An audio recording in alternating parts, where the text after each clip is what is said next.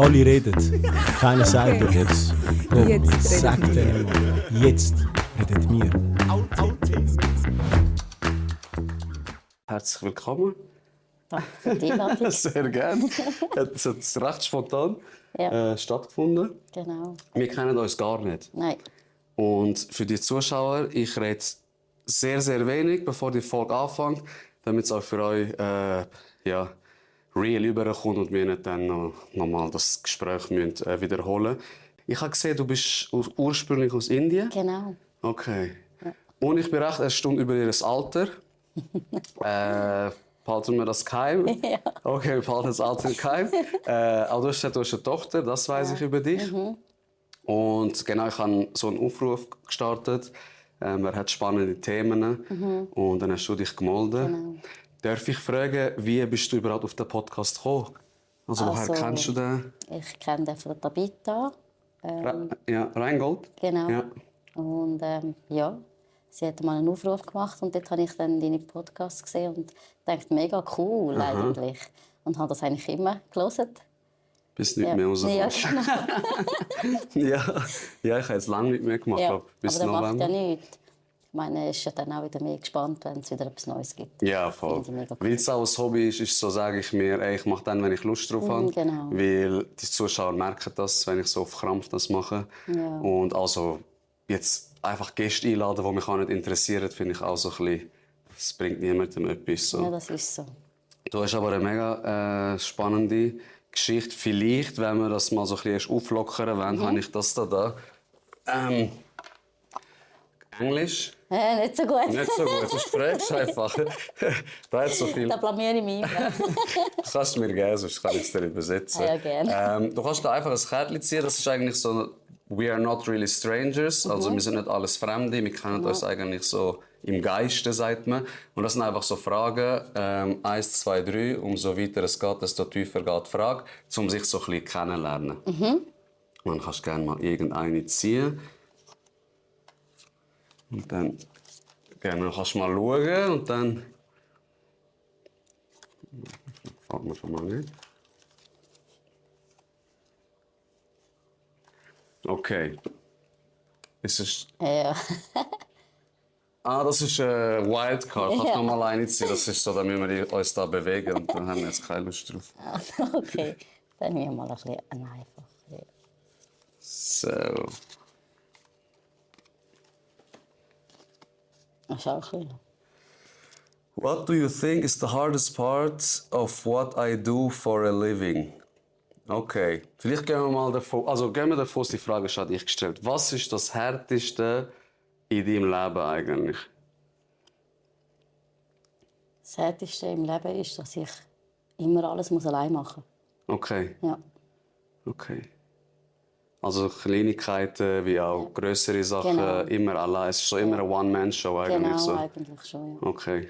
Ist das anstrengend? Ja, schon ein bisschen, würde ich Schon sagen, ja. mühsam, ne? Ja, Hey, ganz kurz, der Kühlschrank da fuckt mich richtig ab.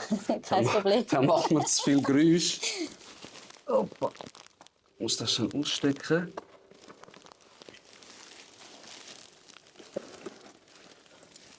So.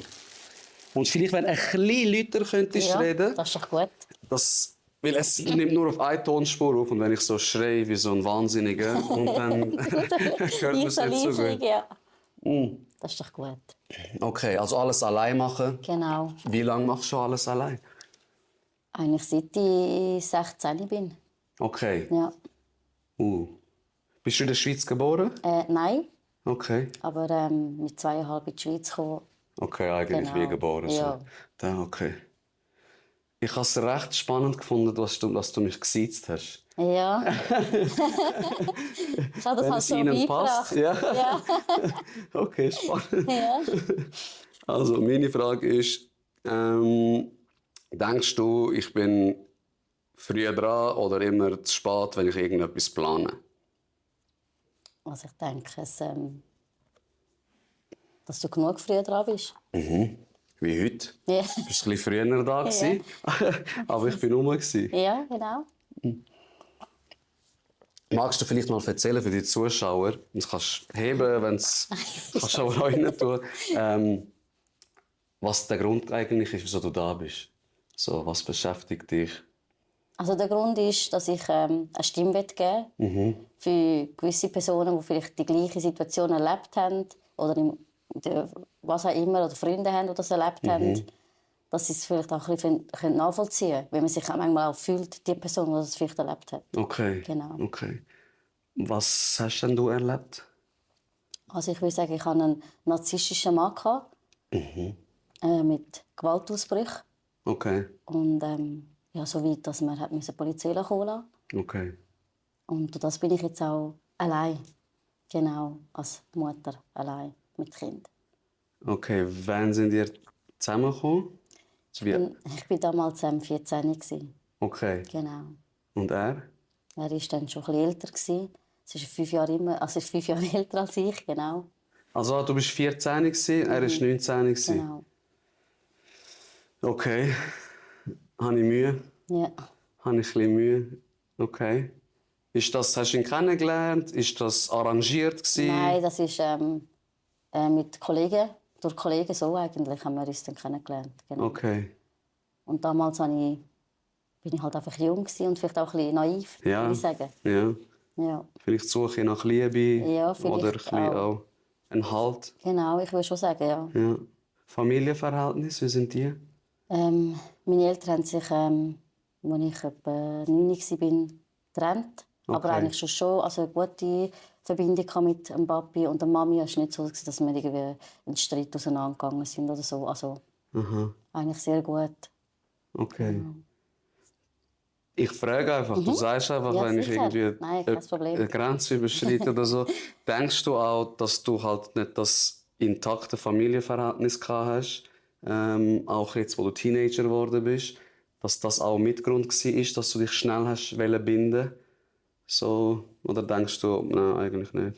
Also ich würde sagen, es ist halt auch als Teenager so ein Druck, wenn alle rundherum so Freunde haben und du bist so einfach allein. Also ist halt schon, der Druck war schon da gewesen. Und ich meine, dann ist man in dem Umkreis, wo alle so zusammen sind und ich bin dann allein gewesen und habe gedacht, ja, will ich überhaupt, also dann denkt man an sich, so, liegt es an mir? Also wir hatten da in der Jugend halt schon recht viel so hoch und tief. Extrem, ja. Genau, und ich denke, ja, vielleicht ist es auch das. Und dann sicher auch, weil meine Eltern sich getrennt haben und ich habe irgendwo einen Vater, wo ich ihn hatte, aber halt vielleicht nicht so, wie ich es damals vielleicht wollte. Ich weiß es nicht. Also, Ja, voll. Genau. Okay. Und er, was ist er für ein Landsmann? Die Schweizer. Schweizer? Ja. Okay. Genau. Haben deine Eltern etwas gesagt? Also, eben, du sagst, wenn ich ein Thema loslassen soll, Ja, nein, aber so alles gut. 19, 14 finde ich jetzt... Also, wo ich 19 war, haben mich 14-Jährige nicht interessiert. Das ist so... Also, ja, also meine Mama hat schon nicht gerade mega Freude gehabt. Ja. Das ist auch nicht aus der Hütte gekehrt, wo sie da... ja. Und ich habe auch das gewusst. Und habe dann auch lange ihn nicht vorgestellt. Okay. Und das ist ja eigentlich auch... Wir haben uns ja durch Kollegen kennengelernt, einmal gesehen. Und nachher eigentlich durch das Telefon hat sich das entwickelt. Okay. Dass man dann wirklich, und ich habe ja dann lange gesagt, hey, du musst um mich kämpfen quasi. Also, Ja. Und ja, und dann, als ich ihn dann vorgestellt habe, meinen Eltern, ja, es war nicht so cool gewesen. Also, sie war schon sehr dagegen gewesen. Ja.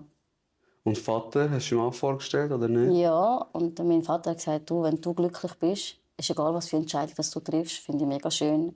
Solange du glücklich bist, bin ich es auch. Auch wenn du vielleicht eine falsche Entscheidung triffst von meiner Seite. Ja. Aber ich bin da für dich. Ja. Genau. Das ist eigentlich schon schön. Also Einstellung ist mega schön. Was ich einfach so denke, ich glaube, mit 14 kannst du nicht Entscheidungen treffen, wo du weißt, was gut ist für dich, was nicht. Du hast selber gesagt, oder 14, du kommst Pubertät, die Hormone fangen an durchdrehen. Du weißt gar nicht, wo du bist, wo dein Platz ist auf der Erde. Und dann finde ich eigentlich, theoretisch, sollte der Papi schon sagen, Kollege, der ist 19, was läuft mit dem? Also er hat das schon gesagt ihm. Also er hat schon gesagt, ob bei ihm etwas im Hirn nicht stimmt. Ja, ja, in dem fix, Sinn. voll. Und er hat auch gesagt, du, wenn du es bei meiner Tochter versaust, dann ciao, also ja. Okay. Aber er hat gesagt, es bringt wie nicht in der Pubertät gegen ziehen, weil ich rebelliere vielleicht dann, also je nachdem, er hat das ja damals nicht gewusst, ob vielleicht das Rebellieren dann kommt oder Ja, nicht. 100%. Und er hat Ja. einfach gesagt, er will nicht mich als Tochter verlieren, weil er vielleicht jetzt rebelliert gegen gegenüber ihm. Also tut er das nicht gut heißen, das hat er uns aber auch gesagt, aber er akzeptiert es. Er will halt einfach gewisse Richtlinien und gewisse Regeln, wo man sich daran halten muss. Und da haben wir auch versucht, so weit wie wir haben können. Hast du dich daran gehalten? I doubt it. Okay. Ja. Bereust du die Entscheidung? Ich würde jetzt das nicht als Ja sagen und aber auch als Nein. Ich meine, ich hätte durch ihn nicht die tollen Kinder. Ja. Das ist sicher mal eins. Und das war ja nicht nur immer alles schlecht gewesen. Ja. Sonst will man ja nicht so lange zusammenbleiben, genau. oder? Das ist immer das. Und ja, aber ich bereue schon, dass ich wie so nicht noch anders, so bös gesagt, wie man es sagt, umgeschaut habe. Also, dass ich den erst best genommen habe, so auf Deutsch gesagt. Und nicht noch andere Optionen hatte damals. Okay. Genau, das bereue ich schon ein bisschen. Ja. Man sagt auch, dass Leute, also es sind Männer, die meistens sehr viel jüngere, und ich meine, in diesem Alter, 19, 14, ist das sehr viel jünger. Ist jetzt nicht wie 35 und 6 und 41, weißt du? Das finde ich der gleiche Unterschied. Sagt man, gibt es einen Begriff, das ist Grooming. Und man sagt, dass Männer, die unsicher sind, jetzt, wenn du sagst, so ein bisschen narzisstische Vibes, passt es eigentlich sehr gut in das, dass sie jüngere Frauen nehmen, damit sie auch noch ein bisschen wie erziehen oder nach ihrem Gusto, so, du machst jetzt das, du machst jetzt das. Und sie ist ja wehrloser als jetzt vielleicht eine erwachsene, gestandene Frau. Hast du das so erlebt, so grooming-mässig? Also, gerade zum so sagen, also unsere Beziehung ist am Anfang ja nicht so narzisstisch oder toxisch oder wie man das, also es ist erst viel später gekommen, die Züge. Also ich würde sagen, am Anfang ist wirklich so, wie man es heute vielleicht so ein bisschen kennt, verliebt, auf Hände trägt. Ja. Also es war wirklich eigentlich mega toll gewesen. Ja. Ist dann aber durch die Schwangerschaft und durch die Heirat hat sich dann das auf 90 Grad geändert. Okay. Und das war ja dann mit 19 gewesen eigentlich, wo sich dann das rampid immer mehr sich ins Gegenteil verändert hat. Okay, also du warst 14, sind zusammengekommen und dann mit 19 hast du geheiratet? Genau. Okay. Okay, also eigentlich 5 Jahre, wo du sagen kannst, so ist eigentlich gut gewesen, du hast dich wohl gefühlt. Ja. Und dann bist du geplant schwanger geworden? Nein, also ich würde jetzt nicht sagen geplant. Also wir wollten schon mal Kind, aber nicht in dem Alter so genau. Ja. Okay. Genau. Denkst du so ein bisschen auch an die Zeit? Also ich meine, klar, man bereut es nicht, du hast Kinder, es wäre falsch zu sagen, ich bereue es, du hast wunderschöne Kinder sicher, glaube ich fest daran. Aber so im Sinne von, ich habe eigentlich von meiner Jugend nichts gehabt. Ja, das merke ich jetzt selber, weil ich eine Teenager-Tochter daheim habe und sie Träume hat. Da denke ich schon, habe ich etwas verpasst. Okay. Also, es gibt ganz viele Träume, die ich vielleicht noch hätte, und ich weiss, aber jetzt, wie wenn ich dann, meine Kinder dann alle erwachsen sind, kann ich es wie nicht mehr, weil dann bin ich alt und zerbrechlich. Ja. Dann, also ja, können kann man schon, aber ob man dann das will, ja, es ist halt anders. Ja, ist mit 19 anders, so etwas machen oder jetzt vielleicht mit 50, 60, wie auch immer, ist schon ein Unterschied. Ja. Und eben halt so, die Leute haben erzählt von Abstürzen. Das hatte ich alles nicht gehabt. Ich musste dann schon in diesem Alter schon Verantwortung übernehmen für das Baby, oder? Also früher ja recht normal eigentlich, gell? So jung Mami sein. Also ich glaube, meine Mutter war auch recht jung Mutter. Heutzutage eher nicht. Also ich bin 32 und ich habe kein Kind. So. Und keiner kommt jetzt und sagt, mach mal. Oder finde ich schön. Ja, voll. Früher war das so. Gibt es etwas Spezielles, wo du sagst, so, ey, das fehlt mir jetzt wirklich? Also ist es die Ausgangsszene? Ist es Reisen gewesen, wo du jetzt so ein bisschen, oder einfach mal keine Verantwortung hat? Also sicher keine Verantwortung. Ja, so. Dann halt auch Reisen und viele Kollegen. Also ich meine, mein Kollegenkreis hat sich dann schnell verkleinert. Ja. Und ich meine, jetzt, wo ich vielleicht ein bisschen mehr Zeit hätte, ist es schwieriger als ein bisschen ältere Personen. Ein Kreis, wo aufmachen in dem Sinn, wo auch mal nicht Thema sind Kind, sondern einfach ich als Person, würde ich sagen. Also das ist schon das, was mir ein bisschen fehlt, würde ich sagen. Ja. Das ist doch auch aber ein bisschen so das Problem in der Schweiz. Also ich höre auch viel von Leuten, die von Deutschland hierher kommen, dass sie mega Mühe haben, Kollegen zu finden. Und ich meine, wenn du alleine ankommst, dann bist du nicht 11, 12, wo du schnell Freunde findest, sondern bist schon in einem gestandenen Alter. Und viele gehen dann wieder auch zurück. Weil der Prototyp Schweizer ist, ich schaue für mich Zuhause, ich habe meinen Kreis, ich bin freundlich zu allen, aber mehr auch nicht. Das ist so, ja. So. Das ist eigentlich schade. Ja. Mega schade, die schauen nicht links und rechts, weil sie einfach so einen Tunnelblick ein bisschen mehr haben. Mega schade. Ist schade, ich verstehe es auch ein bisschen. Es ist halt wirklich eine Leistungsgesellschaft, gell? Das ist Also du musst 1000 Sachen auf einmal machen. Das sind auch die Leute, also vielleicht jetzt auch deine Verwandten aus Indien, die sagen, ihr schiesst Geld, beste Leben und so. Aber also ich kann es mit der Türkei vergleichen, wie wir 8,5 Stunden arbeiten und wie irgendein Verkäufer in der Türkei 8,5 Stunden schafft, das ist ein riesiger Unterschied. das glaub Der ich. trinkt Tee, raucht seine Ziggis dort, chillt und wir sind so bam, bam, bam. Und dann, wenn du rausgehst, willst du auch nicht gerade wie mit allen connecten. So, ich finde es schade, aber ich verstehe so, woher es kommt. Ja, also ich verstehe es auch. Aber es ist halt eben für, ich sage jetzt für viele Menschen jetzt in meinem Bereich, die Kinder haben oder junge Mami geworden sind oder vielleicht eben auch alleinziehend sind, was auch immer, schwierig. Also heutzutage läuft ja alles über Social Media. Ja, Da habe ich voll keine Ahnung. Ja, ich auch Also nicht. das ist schlimm. Ja, ja, Genau. okay. Und vielleicht noch mal zurück zu dieser Geschichte. Sicher. Hey, wenn du Fragen hast, gell, ich rede Alles mega gut. viel bekanntlich. Sagst einfach mal, bist mal schnell ruhig, ich will dich auch etwas fragen. Ja, ist doch Ungeniert. Aber zurück zu dieser Zeit, also du hast geheiratet, dann bist du schwanger gewesen mit dem ersten Kind. Gibt es so einen Tag, wo du sagen kannst, ey, ab dann, er hat sich wie du sagst, eigentlich 180 Grad gedreht? Ich habe das Gefühl, als er gemerkt hat, die Geburt kommt näher. Okay. Als er gemerkt hat, er muss Verantwortung übernehmen. Ja. Er kann nicht mehr das Leben haben, das er jetzt vielleicht hatte. Klar, er hat ein Kind. Er hat gewusst, was auf sich zukommt. Aber es ist gleich, gell, Wissen und dann auch so bewusst, das sind zwei Paar Schuhe, finde ich. Und er hat gewusst, hey, jetzt muss er quasi Geld verdienen für die Familie. Also ja, jetzt ist er eigentlich gefragt. Voll. Und das ist vielleicht das, was halt vielleicht auch, ich sage jetzt das Männerbild, vielleicht auch, wenn man noch sehr jung ist, auch voll im Hadern. Also ja, und er hat ja vielleicht nicht mit jemandem sonst geredet, weil man das ja damals in dieser Zeit, also es ist peinlich gewesen, wenn man zu den Eltern gegangen ist und gesagt hat, hey, ich habe Angst. Ja, Da hat er voll. gesagt, du bist selber schuld, du hast es so wählen, also schau selber in dem Sinn. Also das war ja bei mir genau so gewesen. Also Okay. ich habe die Unterstützung in dem Sinn ja nicht bekommen. Und vielleicht ist das ja auch das, was mich jetzt vielleicht noch stärker gemacht hat. Aber manchmal auch denke ich, hätte es gerne mehr gehabt. Ja, in die dieser Unterstützung Situation. dort. Genau. Okay. Wie hat es angefangen dann? Also, was für Verhalten ist so? Ja, so Verhaltensweise, dass er mich einfach manchmal kontrolliert hat. Also ist jetzt beispielsweise, wenn ich mit der Kollegin mal abgemacht habe, dass er dann nicht mir vertraut hat.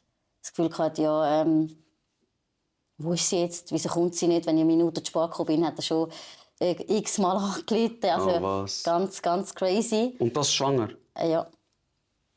Wo willst du hin? Ja, ich weiß nicht, was bei den Männern im Kopf oder bei ihm im Kopf vorgegangen ist. Das kann ich nicht so beurteilen. Also ich habe auch für mich so gedacht, also erstens, niemand will mich, zweitens, ich bin ja vergeben, also ich habe keinen Grund. Und mit so einer Kugel von, also ich Ja. weiß ja auch nicht. Also, Und was das Hauptargument ist, du kennst doch deine Frau, Mann. Ja. Du bist ja Ja. 5 Jahre mit Ja. ihr zusammen, du kennst es schon Ja. als Teenagerin. Also. ja, aber das hat ihm vielleicht irgendwo, was auch immer ausgelöst, keine Ahnung, ich weiß es nicht. Und dann habe ich halt natürlich oft, bin ich halt dann nicht weggegangen, durch dass er sich immer halt einfach also eben aus Gutwill für ihn. Ich wusste, ich will ihm nicht unnötig strapazieren und auch, ja, weil ich einfach den Stress auch nicht haben will in der Schwangerschaft. Da, den Stress solltest du eigentlich geniessen und nicht nur Stress haben. Ja, und als Mann ist deine Aufgabe eigentlich, deine Frau trägt das Kind aus. Also sorry, wir müssen ja gar nichts machen in dem Sinn. Das Wenigste, was du machen kannst oder das, was du eigentlich machen sollst, ist ja deiner Frau das Leben vereinfachen. Genau. Wenn sie sagt, ich habe Lust auf Wassermelone, dann rennst du einfach schnell in den Supermarkt und bringst Wassermelone. Ja, also das wäre ja eigentlich normal, aber Ja, nicht, eigentlich schon, ja. es ist nicht überall so. Also, Das stimmt, das ist einfach so. Es ist immer alles so schön wird geredet. Auch jetzt noch heutzutage, wenn ich so höre, manchmal, hey, wenn Frauen schwanger sind, das eckelt die Männer manchmal nicht. Also, oder haben das Gefühl, ja, tu jetzt nicht so. Oder, also es ist manchmal schon, je nachdem, was für Symptome du hast oder ob du das erste, zweite Kind ist, das ja natürlich auch verschieden, oder? Und in der, also es war mein erstes Kind, da hatte ich selber auch Ängste gehabt. Also Ja, ich habe mir natürlich mehr Unterstützung und gar nicht denken, dass er überhaupt so weit denken kann. In dem Sinn, weil ich hatte Angst gehabt, hey, wenn ich unterwegs bin, ich meine, ich war im 9. Monat und kann ja sein, dass irgendetwas passiert oder Ja, kann jederzeit weh kommen, man weiß ja nie. Also ich habe mir eher so Gedanken gemacht, statt oh, geht sie jetzt fremd oder keine Ahnung was. 100%. Also, aber da denke ich halt anders. Habe ich einfach gemerkt in diesen Jahren dann, dass, ja, als er. Okay. Wie ist es schlimmer geworden? Was ist dazu gekommen? Also Kontrolle mal etwas. Dann auch, dass du dich selber zurücknimmst oder nicht auf dich hörst, Genau. damit er ja nicht hässig wird, so ein bisschen. Also es sind dann so halt Kleinigkeiten gewesen, dann Diskussionen, wo er dann halt einfach schnell auf 180 war. Und dann irgendwie einfach nach der Geburt habe ich gemerkt, dass immer, dann ist aber dann auch nicht nur verbal, sondern auch körperlich dann gewesen. Genau. Okay, also warte. Wann war das? Dass du hast das erste Kind schon bekommen, oder? Genau, das erste Kind bekommen. Okay. Genau. Und dann, wie alt war es so? Ich würde sagen 6 Monate etwa, Okay. was es war. 6 Monate und dann ist die verbale Aggression zu körperlicher Aggression geworden. Genau. Kannst du mir ein Beispiel geben, was so... Also, ein ganz lappales Beispiel war, ich habe einen Brei gemacht für meine Tochter und habe dann ihm das gegeben und gesagt, hey, Achtung, es ist heiß. Und er hat dann das wahrscheinlich nicht zugelassen, keine Ahnung. Also nicht extra, das ist schon nicht extra, nicht, dass man das dann das Gefühl hat, Ja, er hat es extra gemacht. und so, ja. Da will ich schon noch recht stellen. Aber er hat den Brei ihr gegeben und sie hat sich verbrannt. Okay. Und statt dass er dann sofort gehandelt hat und ja, ist er dann auf mich losgekommen. Ja, wieso hast du mir das nicht gesagt? Und ich habe dann so gesagt, hey, ich habe es extra noch gesagt. Also, dass das, ja, und das sind dann so... Dort habe ich es vielleicht auch noch ein bisschen so hinweggeschaut, weil ich gedacht habe, ja, er war selber überfordert gewesen, hat vielleicht Angst gehabt, oder ich weiß es ja auch nicht. Ja, es ist ein Aber Schutzmechanismus. aber es war eigentlich schon ein Warnsignal gewesen, eigentlich hätte es sollen sein für mich. Aber man sagt ja, nicht ohne Grund, Liebe macht blind. Und ich will schon sagen, das hat viel auch mit dem zu tun. Und ich habe einfach auch Angst gehabt. Also, wenn das immer mehr sich gehäuft hat, habe ich dann Angst gehabt. Existenz natürlich. Angst. Ja, natürlich. Was ist, wenn man ja das Gesetz kennt, langsam, also Unterstützung kommt man da jetzt nicht krass mega über. Das ist nicht so, dass man als Frau mega die Unterstützung hat vom Staat und auch von der Gesellschaft. Also da haben mich also viele schauen auch heute noch, wenn ich mal, und jetzt kann ich gut über das reden, aber es ist jetzt ein paar Jahre her. Ja, klar. Aber es gibt ganz viele Leute, die das nicht wissen. Also mit dem Podcasting wird vielleicht auch Leute, die das vielleicht dann von mir, oh, habe ich nicht gewusst. Ja. Ich weiß nicht, ob dann das positiv oder negativ, aber ich finde halt einfach, es wird so viel über das geschwiegen. Ja, extrem. Ja. Und Frauen oder auch Männer, die geschlagen werden, das ist ja nicht Gibt's nur Frauen, auch, ja logisch. Und ich finde halt einfach, Täter werden nicht gestraft in dem Sinn. Also wir werden, die Opfer werden immer gestraft, ist egal was. Das Finanzielle, ist körperlich, physisch, was auch immer. Und das finde ich halt so schlimm. Ja, und psychisch, gell, vor allem. Ja. Ich meine, der Druck, den du hast, du gibst das ja auch... Also du hast das ja in dir und auch deine Kinder, ob die es jetzt merken oder nur so spüren, das macht ja etwas oder in der Dynamik daheim eigentlich. Und also das mit dem Brei, sorry, der Brei war heiß gewesen, und dann hat er dich körperlich angegangen, heiß, hat er dich gepackt, hat er dich... Also er hat mich gepackt und so weggeschupft und gesagt, hättest du mir das einfach gesagt, schau, jetzt hast du deine Tochter quasi verbrannt. Okay. Also er hat dann mir auch noch verbal in dem Sinn die psychische Angst gemacht. Hey, ja, und ich habe mir dann Schuld... Ja, vielleicht... Also das ist halt so typisch das Zeichen von so einem Narzisst. Also, dass man dann einfach immer die Schuld bei sich sieht, aber eigentlich die Schuld ist der Täter und nicht das Opfer. Aber ich habe mich immer als schuldig gefühlt. Und das ist vielleicht auch, wenn ich heute so zurückblicke, falsch gewesen. Ich hätte sollen... Aber in dem Alter, wenn man niemanden hat, ich konnte mit niemandem reden. Ich konnte nicht mit meiner Freundin über das reden. Okay. Ich habe gar niemanden, ich das mit mir selber ausgemacht. Ja, und das ist dann, ja, mir ist eigentlich wie im Überlebenskampf. Ja, man muss immer Angst haben, oh, was sage ich, was mache ich, wie mache ich es. Und das ist eigentlich nicht so schönes Leben, würde ich sagen, schlussendlich. Ja, 100%. Also du musst ja auch erstmal das Kind schützen, dann musst du dich selber schützen. Und dann eben, wie du gesagt hast, das Finanzielle und alles, was du nachher auch im Kopf hast. Ja. Und mit deiner Freundin hast du nicht reden wegen dem Charme oder weil du gar keine Freundin in diesem Moment hast? Also ich würde sagen, es ist schon auch, also mal, ich habe die Freundin immer noch und sie ist eine tolle Freundin, aber es ist halt einfach auch, das Thema wird, man sagt dann schnell, also ich habe das danach viel später, als ich es dann erzählt habe, ja, bist ja selber die schuld, hättest ja können. Wieso bleibst du noch bei ihm? Das sind alles immer so, die können das nachvollziehen nicht. Ja, dass es ja. aber eigentlich ein typisches Verhalten ist von einem Opfer. Vor allem, wenn es dann noch Kinder im Spiel sind oder vielleicht eben halt, man hat nicht also Familiendeckung, dass es normal ist. Und dann kommt auch noch die Liebe. Ich habe wirklich, das war mein erster Mann, ich habe den wirklich über alles geliebt. Ich habe für den alles gemacht. Ja, ich merke es. Und ja, und die Scham war schon da gewesen. Also was denkt sie? Hilft sie mir oder hilft sie mir nicht? Auch wenn es vielleicht jetzt nur theoretisch 20 Mal ist, wo ich anrufe brüllend oder weil es gibt ja Menschen, die sagen, hey, jetzt haben sie schon lange Zeit. Ja, aber das ist in dem Moment, es muss bei einem Menschen selber Klick machen, dass er merkt, jetzt bist du an einem Punkt angekommen, jetzt ist es vorbei, jetzt kannst du nicht mehr. Und das braucht es, also wenn man so Studien nachliest oder auch hört, dass Frauen immer wieder oder auch Männer zu diesen Tätern gehen. Und das ist einfach, weil sie meistens kein gutes Umfeld haben, der Scham. Und auch gesetzmässig, also da ist man einfach ausgeliefert. Ich habe meinen Mann damals angezeigt. Okay. Und das hat mega viel Mut gebraucht. Es gibt ganz viele Leute, die nicht anzeigen. Ja, extrem viel. Ja. Die einfach das nicht können, weil es halt einfach, man muss die ganze Geschichte erzählen, man muss alles ins Detail, man wird beleuchtet, das ganze Leben wird auseinandergerissen. Ich meine, die Nachbarn, ich kann so zügeln, also das war nicht schön. Ja, glaube ich. Also ich würde sagen, ja, das war schon schwer für mich. Ja, 100%. Was war es für eine Anzeige? Wieso hast du ihn angezeigt? Also es war eine Anzeige für häusliche und mehrfache Vergewaltigung. Genau. Er ist auch gestraft worden für eine Sache, sage ich jetzt mal so.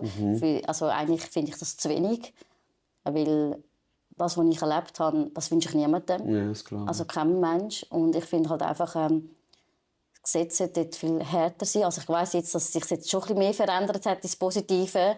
Aber ich finde halt einfach, am Opfer sagen, ja, mir gibt ein bisschen Geld und dann ist gut. Ist es aber nicht. Also ich finde halt einfach die Sicherheit sollte man schon geben. Und die habe ich nicht gehabt. Mehrfache Vergewaltigung und körperliche Gewalt. Und für was ist er gebüßt worden? Für beides. Okay, schon für beides. Ja, das schon. Aber es ist nicht in dem Sinn. Ich würde sagen jetzt nicht, also ich würde so sagen, es ist jetzt hart, dass ich das sage, aber daraus gelernt hat der Mensch nicht. Okay. Und ich finde halt, das hat auch schon mit der Justiz zu tun. Also ich würde da nicht irgendwie da böse rein, aber ich würde sagen, hat man dort vielleicht mehr gesagt, hey, man muss ihn vielleicht mal irgendwo in die Psychiatrie oder abchecken lassen oder keine Ahnung was, wäre das vielleicht gar nicht so weit gekommen, dass man es immer wieder tätigen kann. Du kannst da gegen Justiz schiessen. Ich habe im Gefängnis gearbeitet, 4 Jahre. Ja. Ich weiss, dass alles nicht rund läuft dort. Ja. Und auch vieles eben, vor allem so Opfer. Also es ist so wie, ist die Strafe abgesessen, ist die Busse gemacht, Ja, der Rest ist wie nach mir die Sinnflut. So, es juckt niemand mehr. So. Ey, ich frage einfach, gell? Du sagst, wenn eine Frage jetzt, es sind auch Sachen, die mich interessieren, aber wie ist das Gefühl, Kinder haben von einem Mann, der dich vergewaltigt hat? Also ich bin jetzt ehrlich, am Anfang hat es mich schon gestresst. Ja. Also es ist ja dann auch am Schluss ein Kind so entstanden, wo ich aber heute, und ich habe das nie gedacht, alle rundum haben gesagt, treib's ab, tu's weg. Und also ich bin halt gläubig und habe dann gesagt, hey, nein, also Gott möchte das nicht und ich finde das eigentlich auch, das Kind hat nichts dafür. Ja, voll. Und ich finde klar, ich muss stark genug sein, dass ich das kann überhaupt so weit austragen und dann auch, weil ich weiss im Hintergedanken, wenn es irgendwann kommt und fragt, hey, bin ich wohl gewesen oder was auch immer. Das Kind kennt ja der Vater gar nicht. Also, okay. es wird wahrscheinlich auch nie der Vater sehen. Ja. Aber ich finde das schon schwierig. Aber ich denke jedes Mal, die hat mir Kraft gegeben. Also ich bin ganz ehrlich, die hat mir so viel Energy gegeben, Das glaube ich. zum Durchhalten. Ich will wahrscheinlich, bin ich ehrlich, in der Situation, in der ich damals war, ich weiss nicht, ob ich noch heute da wäre. Also es ist jetzt krass, ich das sagen, aber Nein, voll es hat so verständlich, viele Situationen gegeben, die ich nicht mehr mögen, wo ich aber auch eben halt von Polizisten gehört habe, ja, sie sind selber die schuld. Sind sie sicher, dass er das gemacht hat? Und so weiter. Ja, also da sind dann schon also das ist nicht einfach so, dass man einen Mann anzeigt und dann ist gut. Dann ist meistens so, die wollen dann auch einem einführen, weil es gibt ja auch Opfer, die Täter einfach unschuldig beschuldigt. Verstehe ich alles. Das gibt es echt viel, aber muss ich dir sagen. Ja, vom das verstehe ich alles, aber bei mir hat man ja Beweislage gehabt. Ja, also ich würde sagen, schlimmer habe ich gefunden, man muss sich eigentlich böse gesagt wie nackt ausziehen. Also deutsch gesagt. Das finde ich schon schlimm und ja, eben, man ist allein. Also, ja, genau. Also ich hätte nicht mit meiner Mutter über das reden. Voll. Und ich hätte so gerne jemanden gehabt, der gesagt hat, hey, ich bin da für dich, du kannst zu mir kommen. Wir reden mal mit ihm. Das habe ich dann erst viel später, als ich mich getraut habe, haben sie dann schon ein paar gegeben, aber da ist natürlich Gegenwind gekommen, ist logisch. Ja, im Sinne von Gegenwind? Ja, dass sie gesagt haben, ja, aber wieso gehst du denn zu ihm retour? Also bist du ja selber doof. Oder, das ist schon gemein. Also, ja. Ich sage dir, psychologisch, ich habe ja auch lange in der Psychiatrie gearbeitet, auf der Akutpsychiatrie. Und man sagt eigentlich, so die erste Liebe, die du kennst, du als Frau, die erste männliche Liebe ist dein Vater. so. Wenn du jetzt aber mit 9 hast, glaub, gesagt, oder? Dein Vater nicht mehr anwesend ist, nicht mehr die Liebe, die er gibt, dann suchst du ja die Liebe. Also ich tue es in meinem Kopf jetzt so ausmalen, deine Geschichte. Du kannst mir sagen, es stimmt nicht, oder? Ja. Und dann bist du dort und du hast eigentlich nie so gespürt, was männliche Liebe ist. Du bist 14, dann eben, wie du sagst, auch Kollegen, alle haben jemanden. Du willst auch, klar, jeder Mensch, ich sage es immer, jeder Mensch sucht sich nach Liebe, Anerkennung und Zugehörigkeit. Jeder, auch die grössten Hooligans. Ja, das ist so. Und dann hast du die 3 Bedürfnisse, dann kommt irgend so ein Typ mit 19, der das Gefühl hat, er muss jetzt eine 14-Jährige packen. Crazy, Bro, sag dir ehrlich. Also falls du das siehst, können wir uns gerne mal treffen. Und dann hast du jemanden, und das ist ja die erste Liebe, die du eigentlich so wie kennst. Yes. Und es ist ja mega schwierig auch loszulassen. Du fragst dich ja auch, wenn du mit niemandem redest, ist das normal? Hat jeder so ein Problem? Übertreibe ich vielleicht? Man ist ja dann, vielleicht so als Frau, denkt man sich dann eben, wie du gesagt hast, ey, ist das meine Schuld? Ist das meine Schuld? Ist das meine Schuld? Du hast ja gar keine Bewältigungsstrategie können erlernen. Du bist ja vom Elternhaus raus, direkt mit einem Partner und hast eigentlich eben die Epoche von der Zeit, wo eigentlich du deinen Charakter entwickelst, du rausgehst, da Erlebnis, hast du ja gar nicht. Also hast du ja gar keinen Messwert sozusagen, was normal ist und was nicht. Und da auch dann auch loslassen, obwohl Kinder schon da sind. Du denkst dir auch, ich will nicht, dass meine Kinder ohne Papi aufwachsen, egal wie schlimm er ist. Vielleicht bessert er sich, vielleicht bessert er sich. Ich meine, irgendwann, wie du sagst, es ist schon so viel passiert und irgendwann wachst du dann auf und sagst, okay, stopp. Okay, stopp. Und dass dann irgendjemand kommt und sagt, du bist ja selber schuld. Also ich habe Hühnerhaut, das ist etwas vom Hinterletzten, was man eigentlich sagen kann. Du bist ja selber schuld. Als hättest du es gemacht, irgendwie, weil du es geil findest, weißt du? Ja, das ist so eigentlich. Also, das ist wirklich so. Also das Umfeld war so gewesen. Und da hat sich dann noch mehr, also sage jetzt von der Freundschaft von vorher, die ich schon weniger hatte, hat sich gerade noch mehr, ja, ich habe dann auch Freundschaft verloren. Okay. Weil sie einfach gesagt haben, ja, es ist immer das Gleiche, immer die gleichen Theater. Ja, für mich war es schwer gewesen. Ich bin ehrlich, vielleicht musste ich eine Reife haben, eine Sicherheit für mich im Kopf, hey, zu wissen, es ist also ich habe ja gewusst, es ist nicht so, die Leute sagen, ja, hast du nicht gemerkt, dass es falsch ist. Sicher habe ich es gewusst, ich bin ja nicht blöd. Ja, ja. Aber es ist halt einfach auch, ich hatte niemanden. Ich war allein. Ich habe ihn geliebt. Ich habe gedacht, hey, ich habe 5 Jahre ihn anders kennt. Das ist vielleicht noch der Aspekt. Wenn der wäre von Anfang an so ein bisschen, hätte ich ihn vielleicht gar nicht genommen. Sag's mal so. Oder hätte ich vielleicht dann schnell gemerkt, oh, ich gehe jetzt. Ja. Aber 5 Jahre war er eigentlich normal gewesen. Ja, voll. Und wenn man heute so, er ist ja gestraft worden. Hat dann auch eine Bewährungshelferin gehabt. Ich hatte dann Akteinsicht in den Bericht und heute kann ich mit gutem Gewissen sagen, ich habe abgeschlossen und ich kann ihm verzeihen. Und das sagen jetzt auch viele, wow, wieso kannst du das? Okay. Und so. Aber ich habe gelernt, Hass und ich wünsche ihm etwas Schlechtes. Oder das macht einem auch kaputt. Das macht dich kaputt, ja. Genau. Das zerfrisst dich. Ja, und ich sage immer, schau, das Karma kommt. Und wenn es vielleicht nicht jetzt kommt, kommt es später. Und ich meine, ich finde schon das Karma in dem, dass er Kind nicht kann sehen, weil sie nicht wollen. Nicht, weil ich es nicht will. Also ich war immer die, die dann auch noch gesagt hat, ja, du kannst sie sehen, bla bla bla bla. aber sie wollen nicht. Okay. Das ist das Drama. Das sagt schon alles Ja, eigentlich. mega. Und das ist für mich auch mega schön. Ja, so Genugtuung, so ein bisschen, gell? Ja, für den Kampf, den ich hatte. Ja, Und ich bin voll. froh, dass ich loslassen konnte. Weil sonst wäre ich immer noch in diesem Teufelskreis. Also erstmal Respekt und auch an deine Kinder, falls ihr das seht. Ihr habt eine mega starke Mutter. Es gibt auch viele, dann, ich habe es auch gesehen, die dann verfallen in Drogen und eben so selbstzerstörerisch mit Schneiden und so. Ich kenne auch Leute, die selber Kinder haben und trotzdem sich für Drogen entschieden haben. Es ist ja dann auch die einfachere Variante, weil es lässt dich nicht das spüren, was dir weh macht. Ich verstehe es, ich heiße es nicht gut, aber ich verstehe es. Hast du auch mit deinen, also du hast gesagt, die Älteste ist im Teenageralter, so. Hast du auch mit ihr über das geredet später? Also sind Fragen gekommen, so, hey Mami, wo ist Papi? Wieso haben die anderen Papi und ich nicht? Es ist so, sie hat ja dann Teil auch mitbekommen. Okay. Und ja, also sie hat dann eigentlich nicht müssen, also nicht mich müssen fragen, vielleicht noch mehr ins Detail, was sie vielleicht wissen wollte. Ja, dann habe ich ihr aber auch gesagt, hey, manchmal ist es besser, wenn man nicht alles immer weiss. Ich habe ihr aber auch gesagt, egal was er macht oder gemacht hat, macht das eigene Bild.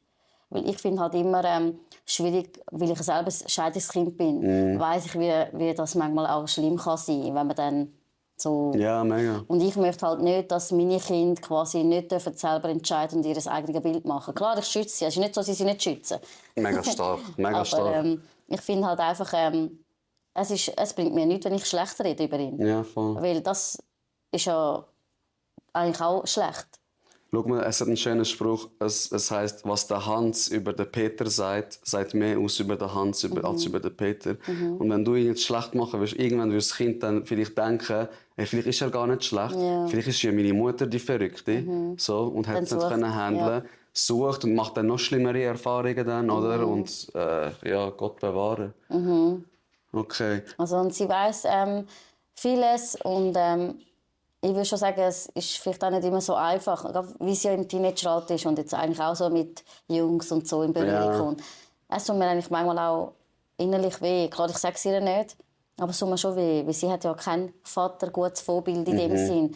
Und ich habe mir das halt immer so sehnlich für sie gewünscht. Und gell, in dem Alter, wo ich war, hat man natürlich die Hochzeit, Märli-Hochzeit und die perfekte Familie und den perfekten Mann gewünscht. Und das habe ich vielleicht auch ein bisschen festgehalten. Ich dachte, ja, hey, das wird bei mir ja nicht anders sein. Ja, voll. Und das ist halt auch noch so etwas. Es geht ein Traum kaputt, Ja.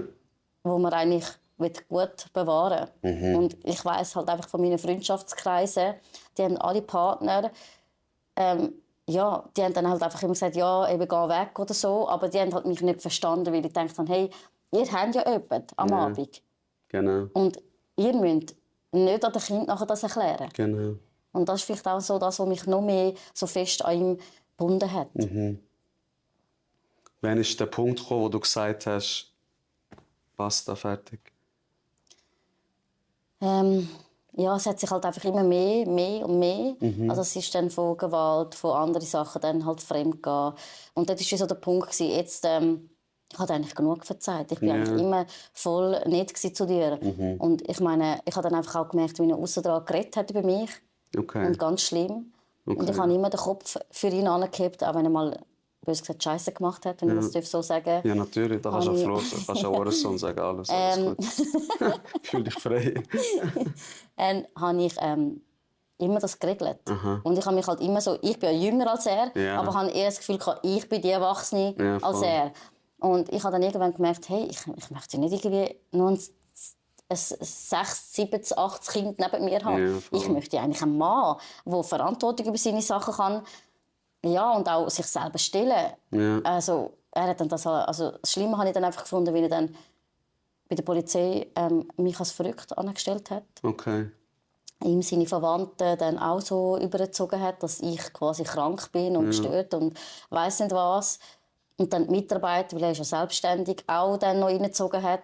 Okay. Und einfach schlecht geredet hat. Und ich meine, egal was ein Mensch macht, ich finde halt einfach, wenn du Kind hast, solltest du schon ein bisschen gesunder Vermaß haben, dass man nicht über die Mutter schlecht redet. Ja, voll. Und meine Tochter hat schon einmal gesagt, sie war mit ihm weg gewesen, und dann hat er mit einem Mitarbeiter eben mich hergezogen. Und wir sind aber noch verheiratet und alles noch. Wow. Und da hat sie sich schon gefragt, also, das macht man doch einfach nicht. Ja, also, fix. aber, Also, dass dein Kind ja, das sagt, das mehr ist schon Grips crazy. hat als dein Ex-Mann, das sagt ja schon eigentlich Mega alles viel, aus, ja. oder? Das ist aber noch oft, und ich sage, das ist auch ein grosses Problem. Ich finde, weißt du, kannst, ich meine, ich diskutiere mit meiner Frau auch, ist ja normal. Ja, das und ich gehört gehe klar. auch zu meinem Kollegen und dann sage ich, hey Bro, wir haben eine Diskussion gehabt, ich sehe das so, sie sieht das so. Man darf nie vergessen, dass deine Kollegen dir sagen, ja Bro, schon klar hast du recht. Weil das sind deine Ja, Kollegen. normal. Und dann gehst du mit dieser breiten Brust heim. Ja, normal. Und verstehst du, ja, meine Kollegen haben auch gesagt, ja du Bastard, du hast ja auch nur deine deine Sicht erzählt. Ja, das ist Erstens so. das. Und zweitens finde ich, der Mensch, den du liebst, den du über alles liebst, wo du das Bett teilst, kannst du doch nicht zu anderen gehen und schlecht darüber reden. Also mal eine Streitsituation erzählen, okay. Psychohygiene mal auskotzen, okay. Aber schlecht reden oder also die Streits allen erzählen, ey, machen das die aus. Ja, finde ich auch. So, und wenn du jemanden brauchst, dann eben mach dir Pärli-Abend und dann frage dir, ey, schau, ich kann mich so verhalten, was denkst du? So kann man das, aber allen gerade erzählen, das ist ja, also das ist ja Also, du bringst Schande über deine Also Familie. ich finde halt einfach alle. Also wenn ich jetzt sage, meine beste Freundin und er hat den besten Kollegen, ist das immer noch, kann man noch Das ist darüber normal. diskutieren. Ja, Das ist ich finde das normal. auch wichtig. 100%. Aber ich finde, irgendwelche Mitarbeiter, sorry, die kennen mich vielleicht vom Heu und Schau sagen, Ja, also genau. geht's noch. Ja, voll. Und dann nachher, wenn ich dann vorbeigehe, bist du denn von die Hexe? Ich so, Was? Also das ist dann für mich schon ein Schippe, wie jetzt ja, da oben gewesen. Und dann halt einfach auch das Fremdgehen und dann immer sagen, es hat jetzt einfach nicht, ja, was auch immer, die Ausrede. Und halt, es ist ja dann so weit gegangen, dass wir dann auch die Wohnung verloren haben. Und, also ich war wirklich von unten gewesen, weil er seine Verantwortung einfach nicht hat können einhalten. Und ich dann halt auch den Kanton wechseln. Okay.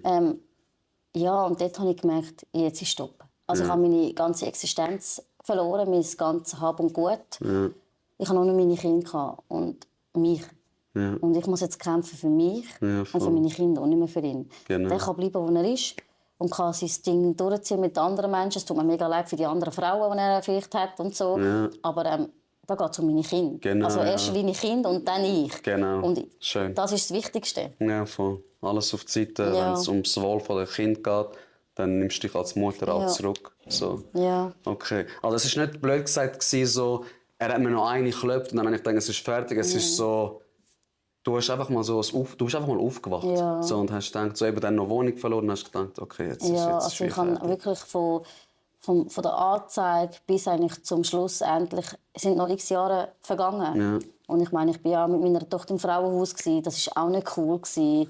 Ich habe harte Situationen durchgemacht und allein. Und ich habe einfach gemerkt, ich möchte nicht mehr das durchmachen.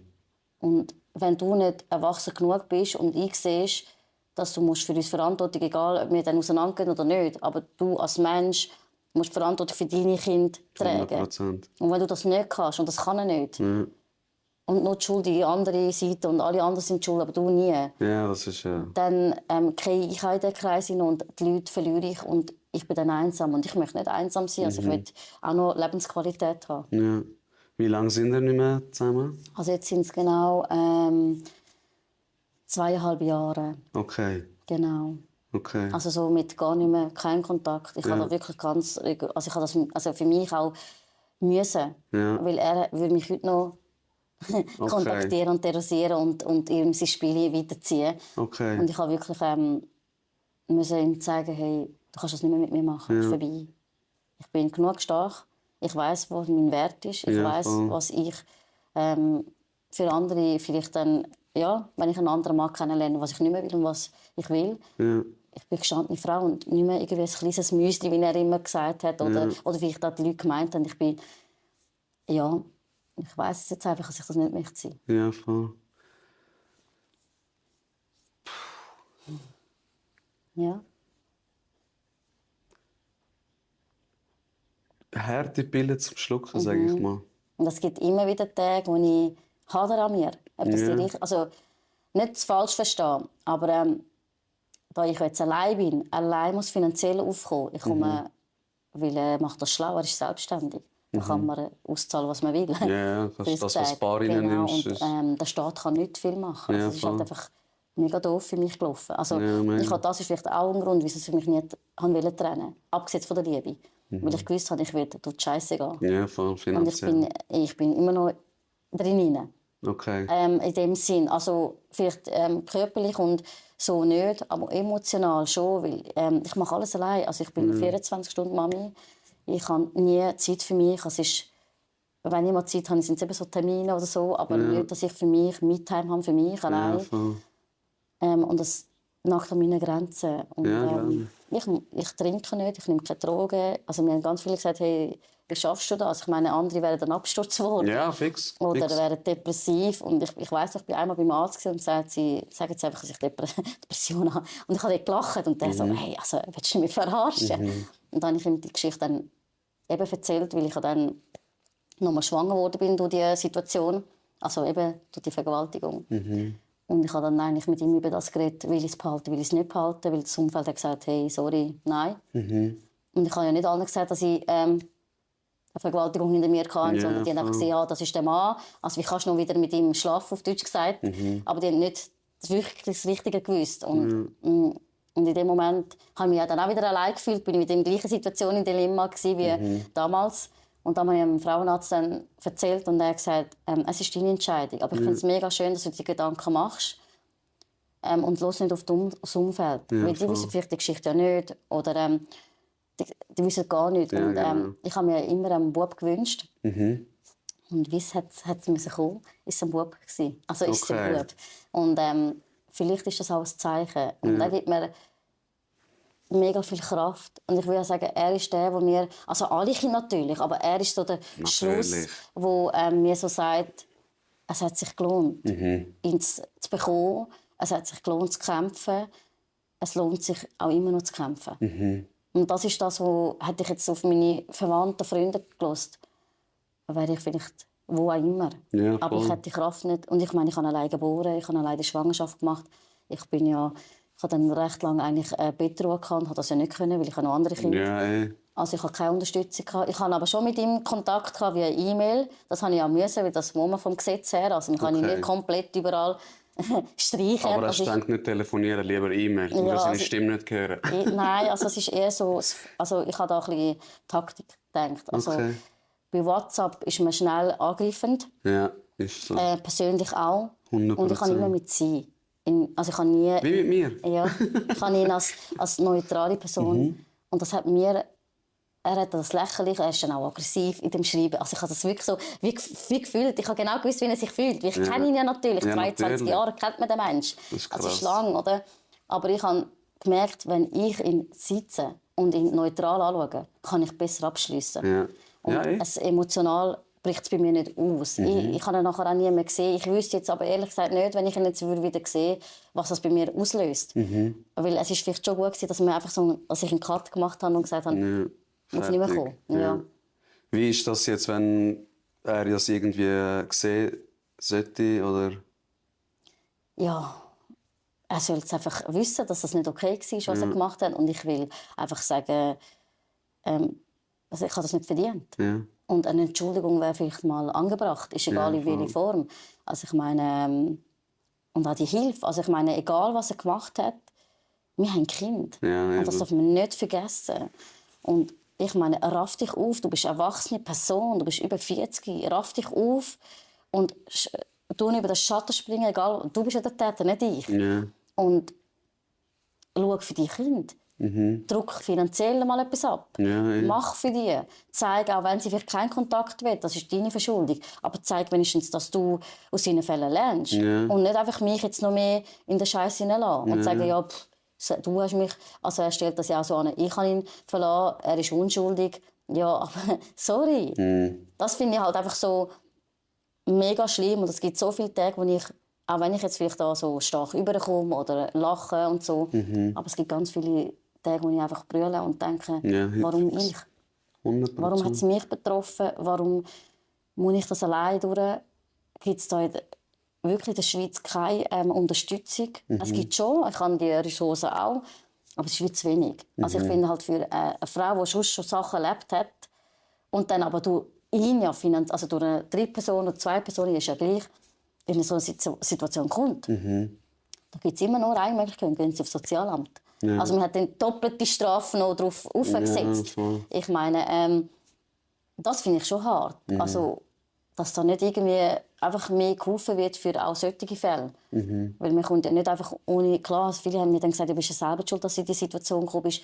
Du hättest halt damals nicht so früh müssen heiraten und Kind haben und vielleicht halt mehr arbeiten gehen, blablabla, Ausbildung, wie auch immer, was etc. Jappa, man kann die Zeit nicht zurückdrehen. Was sind das für billige Tipps? Jetzt stehst du da mit nichts, auf Deutsch gesagt, mit kein... ja, das kann man sagen. Ich finde halt immer schlimm, wenn Menschen... Und das ist einfach auch überall so, ist egal welches Thema, nur schwätzen. Aber dann schwätzen, kannst du ankommen und helfen. Also ich finde es halt auch schlimm, wenn man nur austeilen kann, aber einstecken nicht. Und ich finde es auch schlimm, dass man urteilt über Menschen. Ja, das ist Und nicht sagt, hey, wo kannst du die Hilfe haben? Willst du einen Äpfel? Wenn's nur also nur das Beispiel, willst du einen Äpfel? Das wäre für mich ein riesen Ding. Also ich habe schon auch gelernt durch die Situation. Ich meine, ich bin privilegiert gewesen, also ich hatte nie Armheit in dem Sinn gehabt. Also wir hatten eine gute Kindheit gehabt, wir hatten alles gehabt, was wir wollten. Also meine Eltern sind jetzt nicht arm gewesen, ich würde sagen Mittelstand, wenn nicht wohlhabend. Und jetzt im unteren Ding sein, ist schon hart. Ja. Und man lernt viel mehr schätzen. Und man nimmt dann vielleicht auch mehr. Schaut man dann, hey, was sind das für Kollegen? Wenn die das wirklich nur zum nachher über mich schwätzen und lachen? Oder meinen sie das ernst? Und ich habe schon auch gemerkt, in dieser ganzen Laufzeit, es hat ganz viele Kollegen, die einfach nur Schlechtes wollen einem. Und nicht positiv supporten und sagen, hey, ich unterstütze dich, ich helfe dir, ich mache. Und jeder sagt, ja, du wirst nichts, du kannst nichts, du bist nichts. Das sagen die Kollegen? Ja. Aber du hast recht schlechte Kollegen. Also ja, es ist einfach so. Also, das habe ich viel jetzt so einfach immer wieder so gehört. Und das tut schon weh. Ja, an meinem Selbstwertgefühl ist das schon... Ich meine, wenn man das so psychologisch nachvollziehbar kann, wenn man einen toxischen Mann hat und Narzisst ist, dann ist man ja selber eher so Selbstwert geht runter. Also nicht, dass man wegen dem jetzt nicht gut ist in dem Sinn, aber es geht halt runter, weil man dann immer so denkt, ja, liegt an mir und so weiter und so fort. Und das löst Unsicherheit aus. Genau, und wenn mir dann mal jemand sagt, hey, du bist eine Hübsche, dann drehe ich durch und denke, du spinnst. Okay. Also es sind so Sachen... gar nicht mehr glauben? So. Nein, ich kann es nicht glauben, weil mir das nie jemand gesagt hat. Also, weil dein Selbstwert so abgedruckt ist, dass du gar nicht weißt, wie es anders wäre, wenn jemand dich lobt. Oder? Ja, oder sagt, hey, du kannst das mega gut. Also nicht, weil ich jetzt kindlich bin und sondern, also jetzt bin ich schon langsam, ich weiss, wo mein Wert ja ist. Aber es ist halt so realistisch, da denke ich immer so, hey, der lügt mir sicher ins Gesicht. Das sagt einfach nur so quasi, dass er mir kann, ja, was auch immer. Ja, weil ich halt das jahrelang kann. Du bist nicht gut, du machst nicht gut, du kannst es nicht, du bist nicht. Das ist schon, also das hat mich schon, und ich meine, das ist nicht nur jetzt von meinem damaliger Mann gewesen, sondern das ist auch justizmässig, wo sie gesagt haben, ja, sind Sie sicher, dass das stimmt? Haben nicht Sie da. Okay. Also das ist dann, mir wird das Opfer, wenn man dort aussagt, fühlt man sich manchmal wie ein Täter. Okay, ja, das habe ich oft gehört. Das finde ich dann, und du bist eigentlich, ich bin nicht dort gewesen, zum Sitzen, um einfach ein Geschichtchen zu erzählen, sondern, und ich habe das ja nicht nur einmal müssen, ich musste das im Spital erzählen, am Frauenhaus, am Gericht mehrmals, das sind ja mehrere Polizei, und das sind verschiedene Polizisten dann gewesen, da hat man es immer wieder müssen erzählen, die Staatsanwaltschaft und so weiter. Und ich bin ganz ehrlich, auf eine Art verstehe ich aber ganz viele Frauen und Männer, die nicht Anzeige machen wollen. Okay. Es braucht so viele Ressourcen für einen. Okay. Und es ist nicht cool. Also ich habe mich wieder scheiße gefühlt, bin ich ehrlich. Ich bin dort wie so, als wäre ich der Täter, hocke dort und erzähle meine Geschichte und weiss aber nicht, weil wir wissen dann nicht, ob das stimmt, was ich dann erzähle in dem Sinn, weil das tun sie dann intern. Da kommst du eigentlich den Bescheid erst dann später, ja, ist nicht sofort, ja, sie haben recht, zack, bumm. Ja, und gut ist. Ja, und mit dem Gewissen, du gehst heim und weißt nicht, ob die Staatsanwaltschaft und das Gericht eigentlich in dem Sinn ihnen das glaubt. Ja, der Wahrheit glaubt, nicht mal die, sondern das ist ja die Wahrheit, oder? Ja, und was ist denn für eine Strafe? Ist es einfach nur, dass er eine Freiheitsstrafe bekommt und dann, oder Geldstrafe? Oder ist Sie haben mich ja schon gefragt, möchten Sie, also was würden Sie wählen, wenn wir ihn bestrafen? Ja. Und vielleicht ist das mein Fehler. Ich habe dann gesagt, ich möchte nicht, dass er ins Gefängnis geht. Weil das ist ja für mich eigentlich nicht...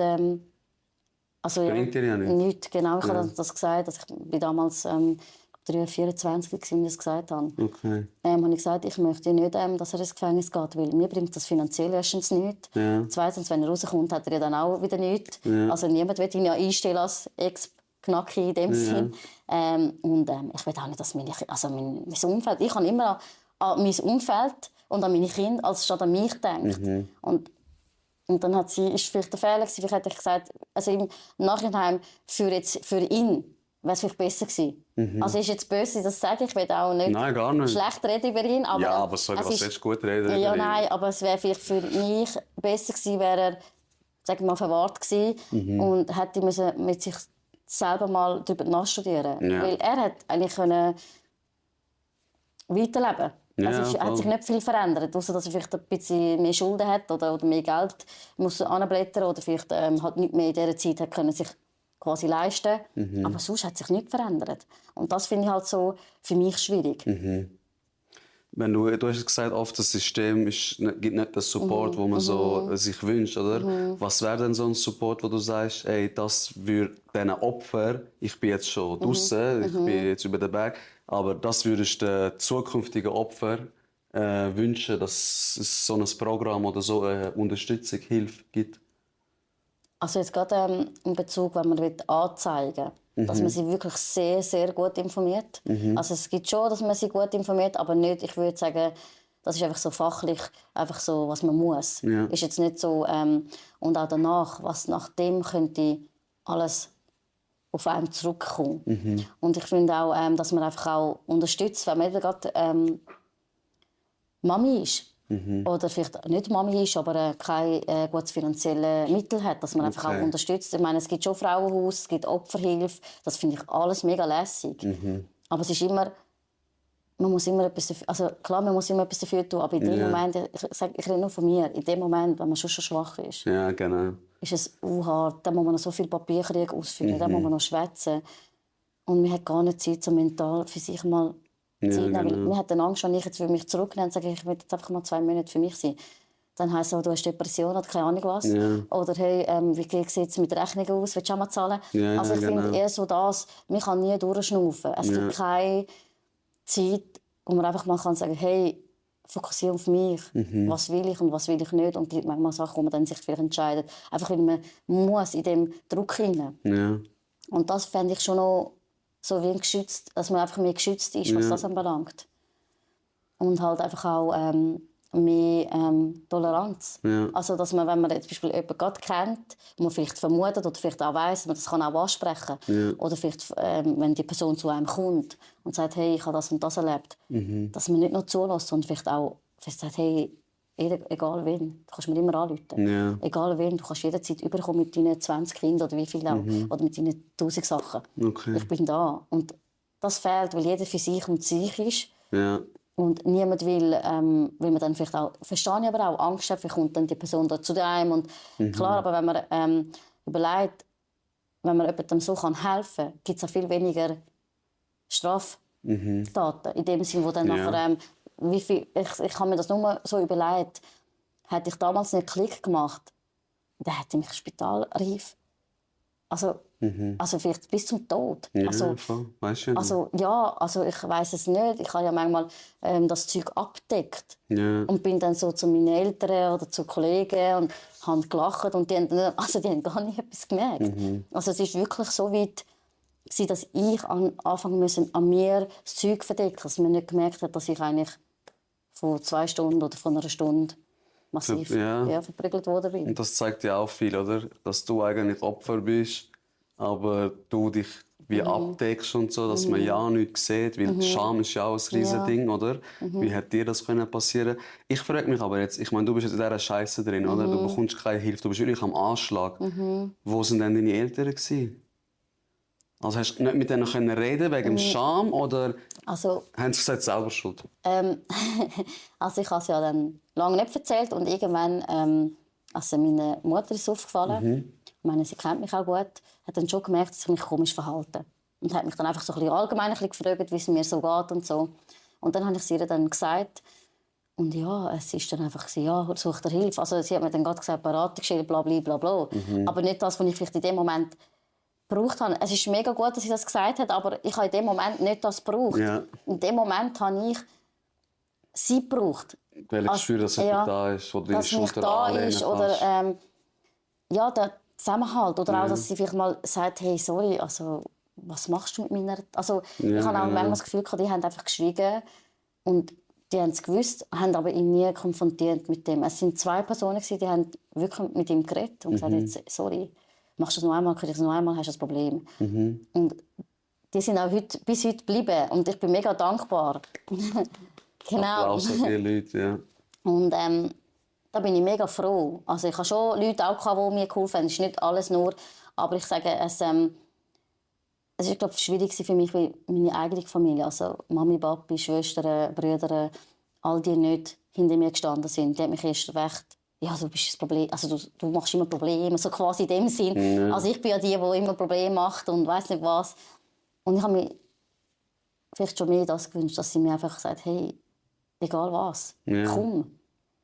Egal, hey, wir nehmen dich gerade raus, safe, wir lassen dich nicht an dem Ort oder wir reden mit ihm oder ja, das habe ich schon, das hat mir gefällt. Ja, also Liebe, Zugehörigkeit der Familie und Anerkennung für den Menschen, der du bist, dass sie sich vorher gesagt haben. Das ist so. Ja, das ist schon das. Ja, da merkt man eigentlich auch ein Call an jeden, wie wichtig eigentlich Familie und Freunde sind. Und ich glaube, es ist wirklich ein riesen Ding bei dir, dass die Zeit von 14, wo man sich dann wirklich die Kollegen aneignet, dass die Zeit dir gefällt hat und dass dir dann auch wie im späteren Verlauf zum Verhängnis geworden bist. Ist nicht, dass du etwas dafür kannst. Nein, ich meine, aber das ist auch so, ja, du hast können besser, du bist 14. Also was für eine Entscheidung erwartet man von einem 14-jährigen Kind, wo man das dann an den Pranger stellen kann? Das finde ich ein bisschen so, muss man recht aufpassen. Ich habe noch eine Frage, die ein bisschen persönlich ist. Du sagst aber, wenn du das nicht beantworten möchtest, wenn du jetzt ein Kind bekommen hast nach einer Vergewaltigung, so, macht das nicht auch etwas mit dem Sexualleben? Oder allgemein, jetzt nicht mal aufs Kind bezogen, aber wenn man so ein Trauma erlebt, macht das dann nicht mit dem Sexualleben etwas? Das ist eine gute Frage.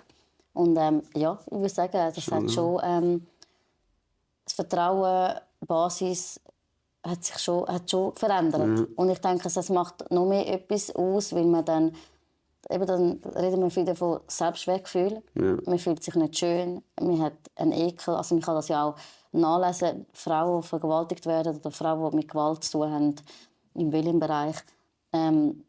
Sie fühlen sich schmutzig in dem Sinn. Also es ist nicht, dass ich als Mensch schmutzig mich fühle, aber es ist halt einfach so, ja, ich kann es aber auch nicht nachvollziehen. Und ich würde sagen, es macht mit mir schon etwas. Also, weil das ja noch der Partner war. Es ist nicht also, nicht, dass man das falsch versteht, wäre es jemand anders gewesen, irgendjemand, ist auch schlimm. Das sage ich gar nicht. Ja, also, dass man nicht aber es wäre wirklich eine andere Ebene.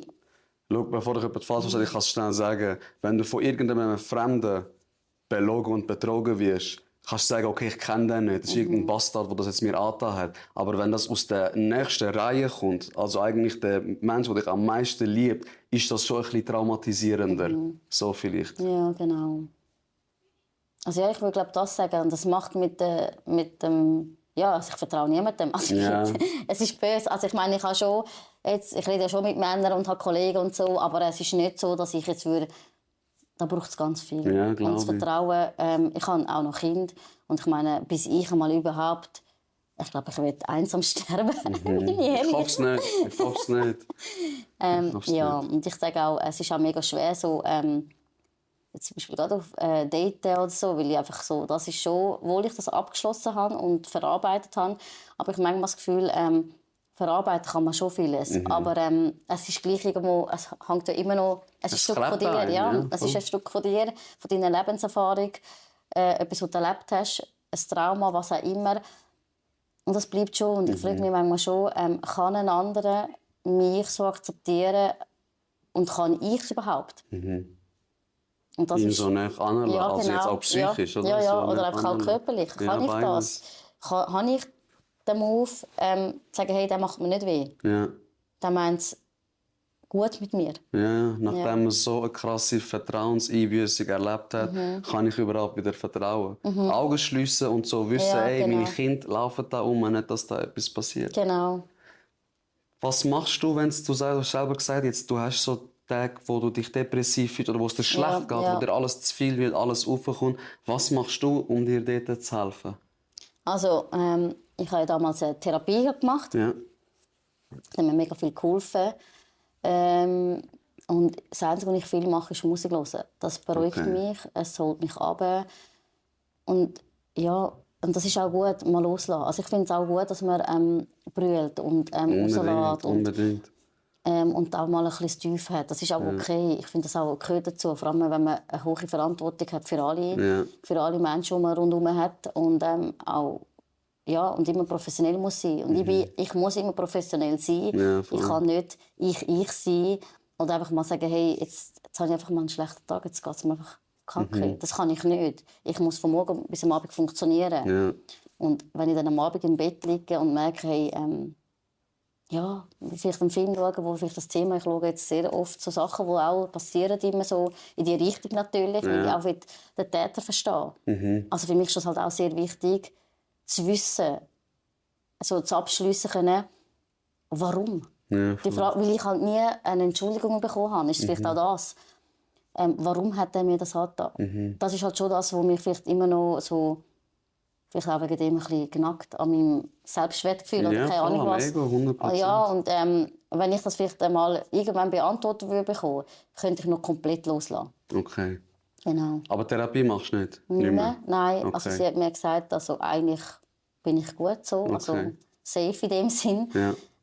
Ich habe auch nicht irgendwie eine depressive Phase in dem Sinn, aber es ist halt einfach so, eben, wenn gerade ein Kind mich fragt, hey, bin ich gewollt gewesen, ist das Beispiel. Oder wenn ich höre, hey, der Nachbar ist Tätigkeit, da komme ich gerne, also da erlebe ich dann gerade wieder so die Situationen. Es sind so Kleinigkeiten, wo dann einfach so immer wieder, gut bin ich draußen, gut habe ich es geschafft und ja, halt einfach auch, weil ich halt alles allein muss tragen, ist halt einfach, dass ich dann manchmal einfach so denke, wieso muss ich das? Hey, wieso kommt nicht jetzt jemand und nimmt mir mal eine Stunde die Kinder ab? Ja. Oder sagt, hey, geh mal alleine posten oder mach mal ein Kino. Also das ist für mich gar nicht möglich. Und das ist vielleicht auch ein bisschen eine Wut an ihn. Ja. Also ich habe keinen Wegen Hass. dir Ja, wegen bin dir ich bin ich jetzt so in dieser Situation. Ich kann auch nicht aus dieser Situation raus. Also obwohl ich mir ja Hilfe hole, obwohl ich ja finanziell eigentlich recht okay bin, aber ich komme gleich nicht raus. Ja. Weil er wird mich halt immer wieder mit allem, was er macht, wieder runter. Ich meine, obwohl ich keinen Kontakt habe, man muss ja gleich, wenn man gemeinsame Kinder hat man ja das gemeinsame Sorgerecht. Das ist leider einfach so in der Schweiz. Da braucht es ganz viel.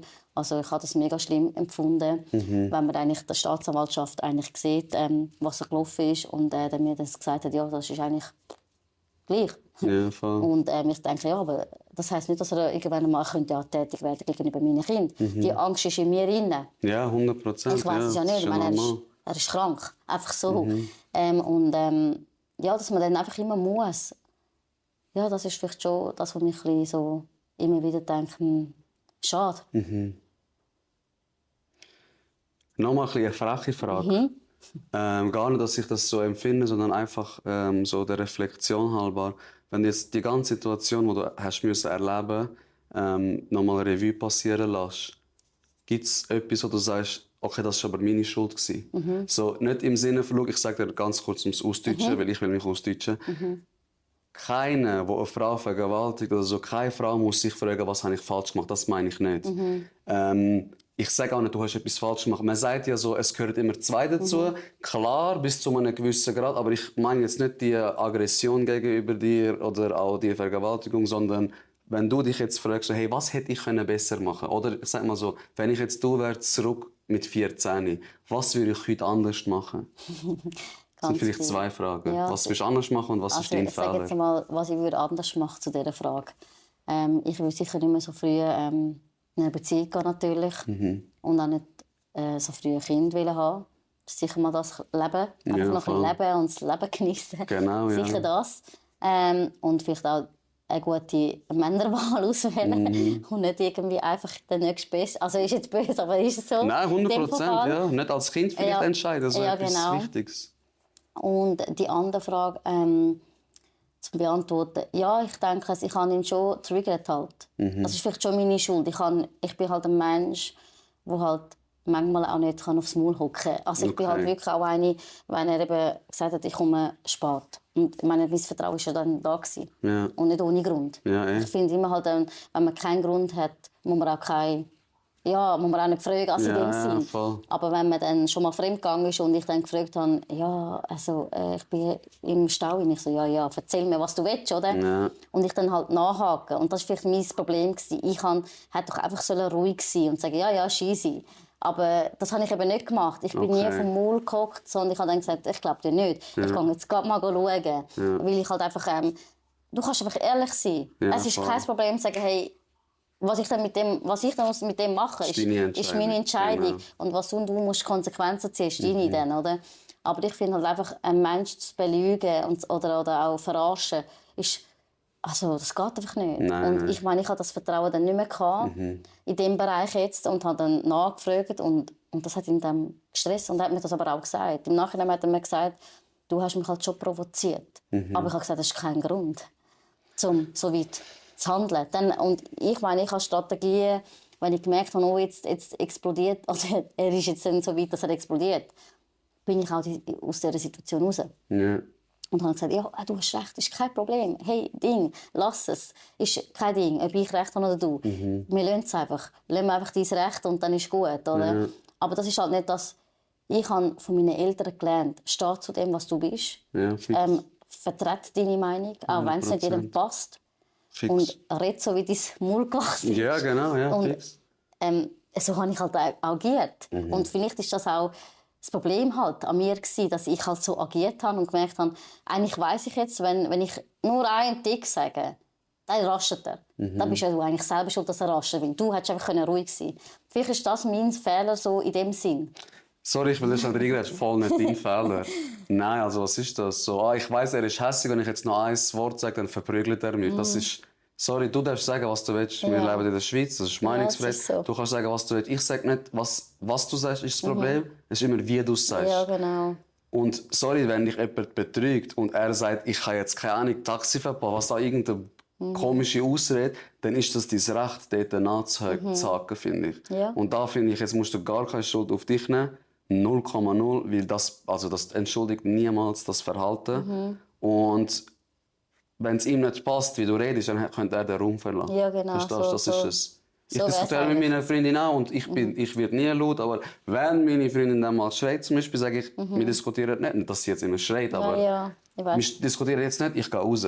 Was soll ich sagen? Ich ihr eins reindrücken und sage, ja, also sorry, irgendwann musst du dich selber mal fragen. Ja. Ich glaube, du bist auch ein Charakter jetzt, du hast es zwar gesagt, aber du suchst auch oft so, wegen dem Selbstwert, der dir auch kaputt gemacht worden ist, wo ist meine Schuld so. Und ziehst vielleicht auch mehr Schuld auf dich, als eigentlich gar nicht um ist. Verstehst du, was ich meine? Ja, also ich würde schon auch das so sagen. Ja. So unbewusst vielleicht auch. Vielleicht auch eher die Leute an, die ein bisschen, deep sind unterwegs. Also ich weiss es nicht, weil ich halt einfach auch gute Zuhörerin bin und auch vieles verstehe. Ja. Und Verständnis haben für viele Sachen. Und halt einfach auch das Hilfesyndrom haben, ich weiss es nicht. Aber ich finde halt... Es gibt eine Grenze. Und 100%. Und ich finde halt eben, er hätte aus dem Raum rausgehen. Aber hat er nicht gemacht. Ich habe noch die Theorie in meinem Kopf, vielleicht stimmt das nicht, ich frage dich, vielleicht kannst du es mir beantworten. Ich habe das Gefühl, dass viele Scheidungskinder emotional intelligenter sind. So à la, hey, was will der jetzt? Was will ich mir sagen? Weil du das kennst von dir, dass wenn es mal nicht harmonisch läuft, willst du nicht Grund sein für irgendeinen Disput daheim. Und darum passen sich, finde ich, getrennte Kinder viel schneller der Situation an, weil sie nicht anecken möchten. Und darum auch so oft Schuldzuweisung machen, sich selber. Verstehst du, wie ich meine? So, ja, um gar keine Angriffsfläche zu bieten. Siehst du das auch so? Oder sagst... Also das will ich jetzt so ja beantworten, weil es gibt verschiedene Charaktere als Kind. Und ich habe ja mehrere, also von dem her kann ich das gut. Stimmt, ich bin eigentlich an der Quelle. sagen. Und ich würde sagen, also Die Kleinen, würde ich sagen, ja, das ist so, dass sie einfach so aus Schutz eigenen Mechanismus sagen, ich will da gar nicht, ja, aber da gibt es die Grosse beispielsweise gar nicht. Okay. Die ist randbit in das rein Okay. und hat also mit dem müssen wissen, dass sie abkriegen können. Und das finde ich mega stark. Hat sie aber nicht müssen. Es ist nicht so, dass ich dann, weil viele dann auch gesagt haben, ja, ist sie sicher gezwungen. Nein, sie hat das aus eigener Initiative, weil sie gewusst hat, hey, das ist verkehrt, was du machst. Was da abgeht, ja. Und sie hat das gemacht. Und er hat dann aber auch schnell, also er hat sie eigentlich können, zack. Also es ist wirklich crazy. Ich habe die Situation einmal erlebt und es ist crazy, wie er reagiert hat. Es hat mir schon gezeigt, hey, es gibt da schon eine Distanz. Ja. Und ja, und ich würde sagen, dort ist, bei ihr ist das nicht so. Sie fightet, also sie sagt auch, also ich muss mich nicht zurück, gar nicht.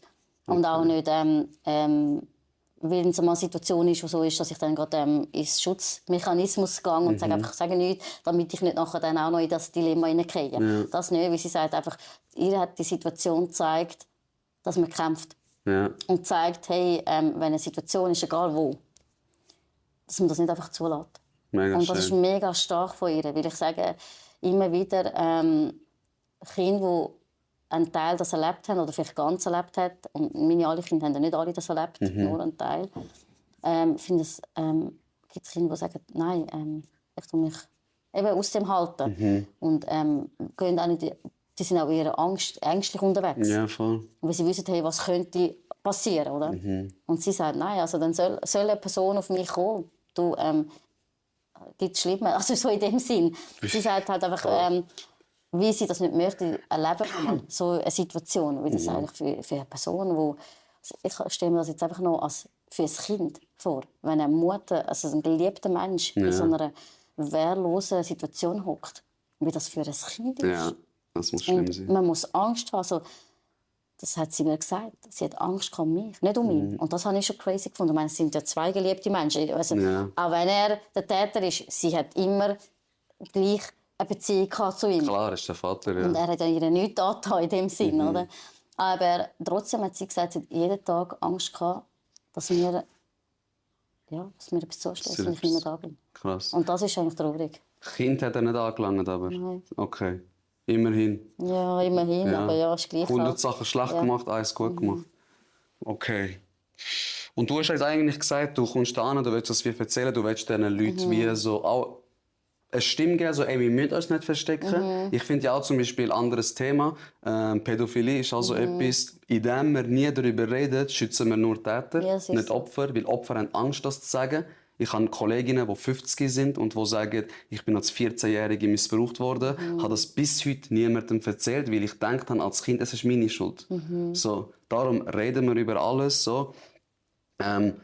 Was willst du genau machen? Also machst du jetzt Social Media irgendetwas oder ist das so der Startschuss vielleicht mal? Du hast noch nie so etwas gemacht. Ich finde es mega gut, oder? Dass du dann wie eine Stimme gibst. Wie willst du das realisieren? Also ich habe eben schon mal so Broadcast hat mich immer schon ein bisschen interessiert. Aber ich bin ganz ehrlich, ich bin so voll die Scheuche und voll der Hosenschisser, bin ich ehrlich. Und ich wüsste auch nicht, wie ich starte in dem Sinn. Ich habe keine Ahnung von nichts. Also ich bin auch ehrlich, ich sage immer, ich bin dumm und ich habe keine Ahnung von nichts. Aber ich will halt einfach eine Stimme geben, dass man anlässt, dass man zulässt, dass man versteht und nicht immer urteilt und dass man es akzeptiert. Und das ist einfach mehrheitlich so. Also ich höre immer mehr, wie Frauen, Männer von Gewalt, von psychischen, physischen, körperlichen, was auch immer, erlebt haben. Und das ist, also wenn man da im Umkreis mal fragt, das ist fast jeder Zweite, der das erlebt hat, in welcher Form. Ja. Auch immer, schon Mobbing und was auch immer. Also ich finde das ein mega, mega wichtiges Thema, dass man das sensibilisiert und einfach auch mehr erzählt. Und auch, dass Täter können vielleicht auch erzählen, wieso dass sie das machen. Das wäre vielleicht auch mal noch sehr interessant, wieso dass man überhaupt so weit kommt. Ja. Und für die Opfer ist es auch mega. Ich finde, jeder Opfer soll über das reden und nicht für sich. Ja. Weil das ist das, was dann einem kaputt macht. Und wenn man redet, es löst so vieles. Also ich finde, es ist wie Therapie eigentlich. Man kann weg von dem. Man weiss, hey, es ist weg. Genau. Man hat es loslassen. Einfach, das geht nur um Reden. Und dass man jemanden hat zum Zuhören. Jetzt redet mir. Ja, genau. Darum heisst der Podcast auch so. Genau. Ich habe das auch gemerkt, oder? Eben lang Psychiatrie, lang Gefängnis.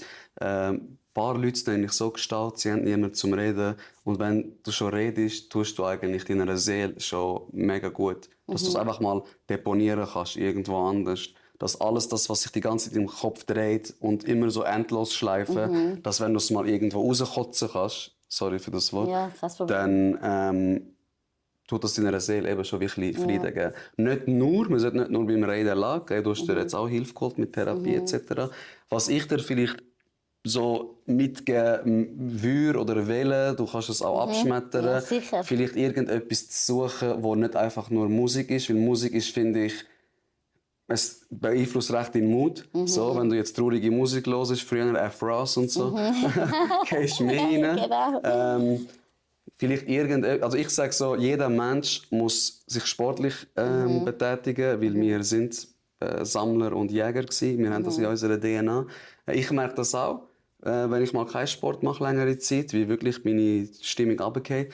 Und ich sage auch, jeder Mensch muss etwas Kreatives machen. Das kann auch Nähen sein, irgendetwas Haptisches, irgendetwas mit der Hand. Also wenn du jetzt die Zahlen anschaust, mit den Kindern und Jugendlichen, ich arbeite ja mit Kindern und Jugendlichen zusammen, wo jetzt die ganze Zeit vor einem Nattel hängen, Depressionen sind bei denen viel, viel höher als bei uns damals, weil wir rausgegangen sind, gespielt haben, Instrument gelernt haben. Heute ist nur noch das sinnlose Ja, genau. Umscrollen. Ja. Und ich sage, es braucht immer Freundschaften, klar, Kommunikation, sportliche Aktivität, dass du dich auch spürst und auch eben kreativ. Das kann malen sein. Ich male, wie du siehst, ich kann mega nicht schön. malen, aber ich find's mega schön, mache es trotzdem. Und es ist wirklich, ich komme da runter, ich habe keine Idee, ich fange an und ich bin so 6 Stunden da, Mega cool. gehe raus und ich bin so richtig erleichtert. Es klingt ein bisschen poetisch, aber die Farben sagen ab und zu das, was mein Kopf nicht aussprechen kann.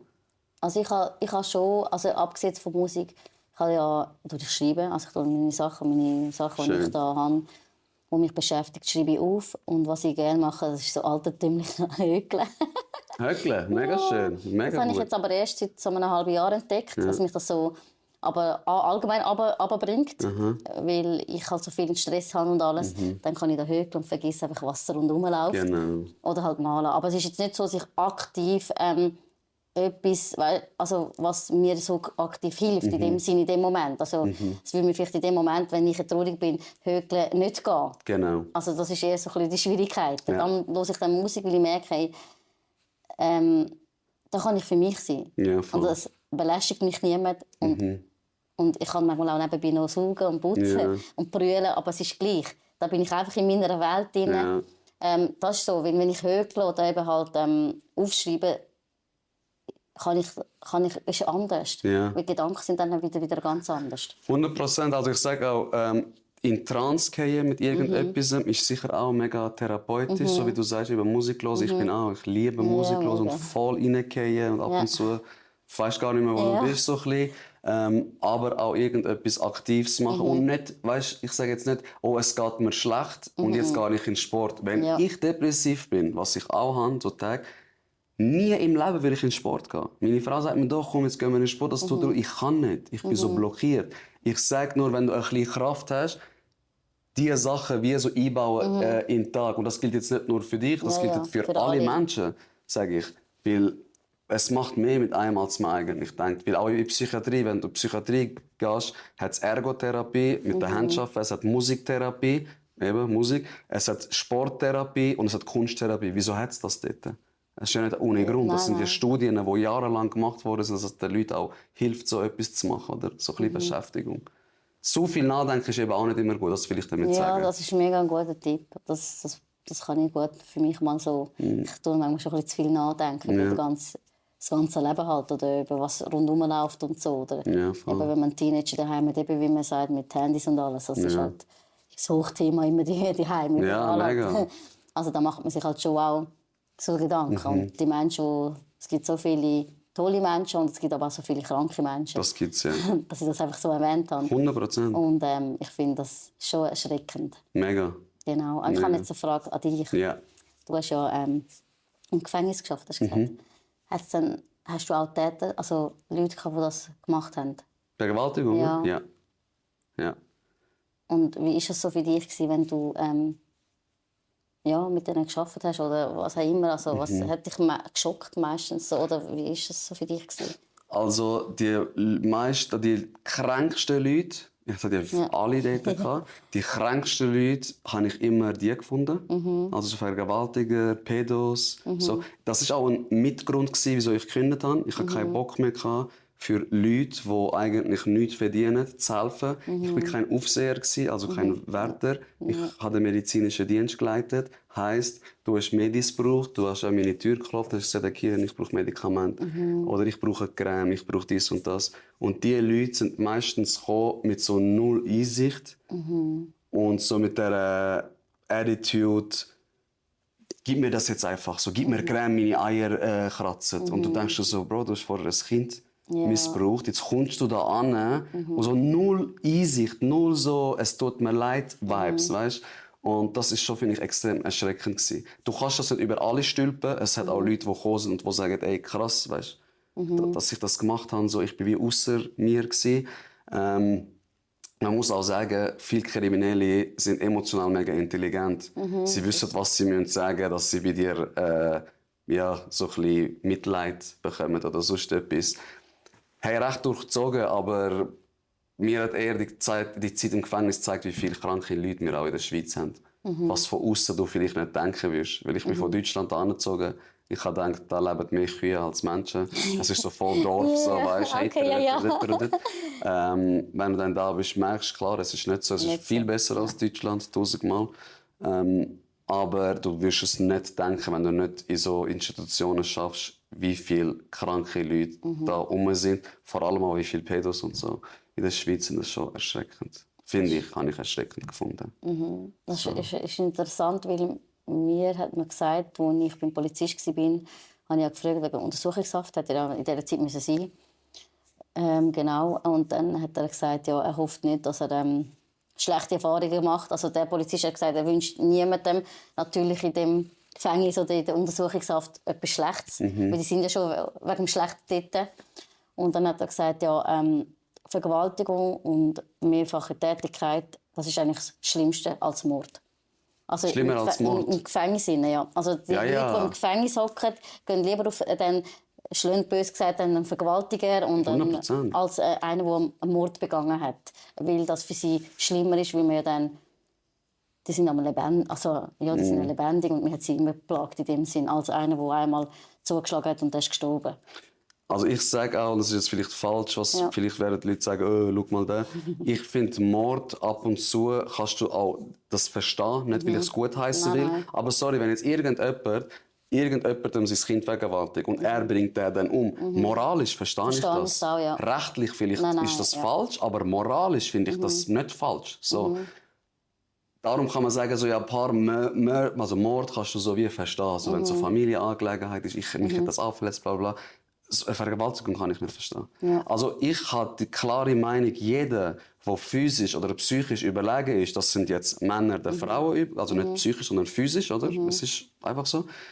Oder ein Kind und so, ist für mich der grösste Abschaum, der existiert. Also darum, also Enkeltrickbetrüger, so Leute, die sich ausgeben als Enkel und Großmütter abziehen, finde ich fast genauso schlimm.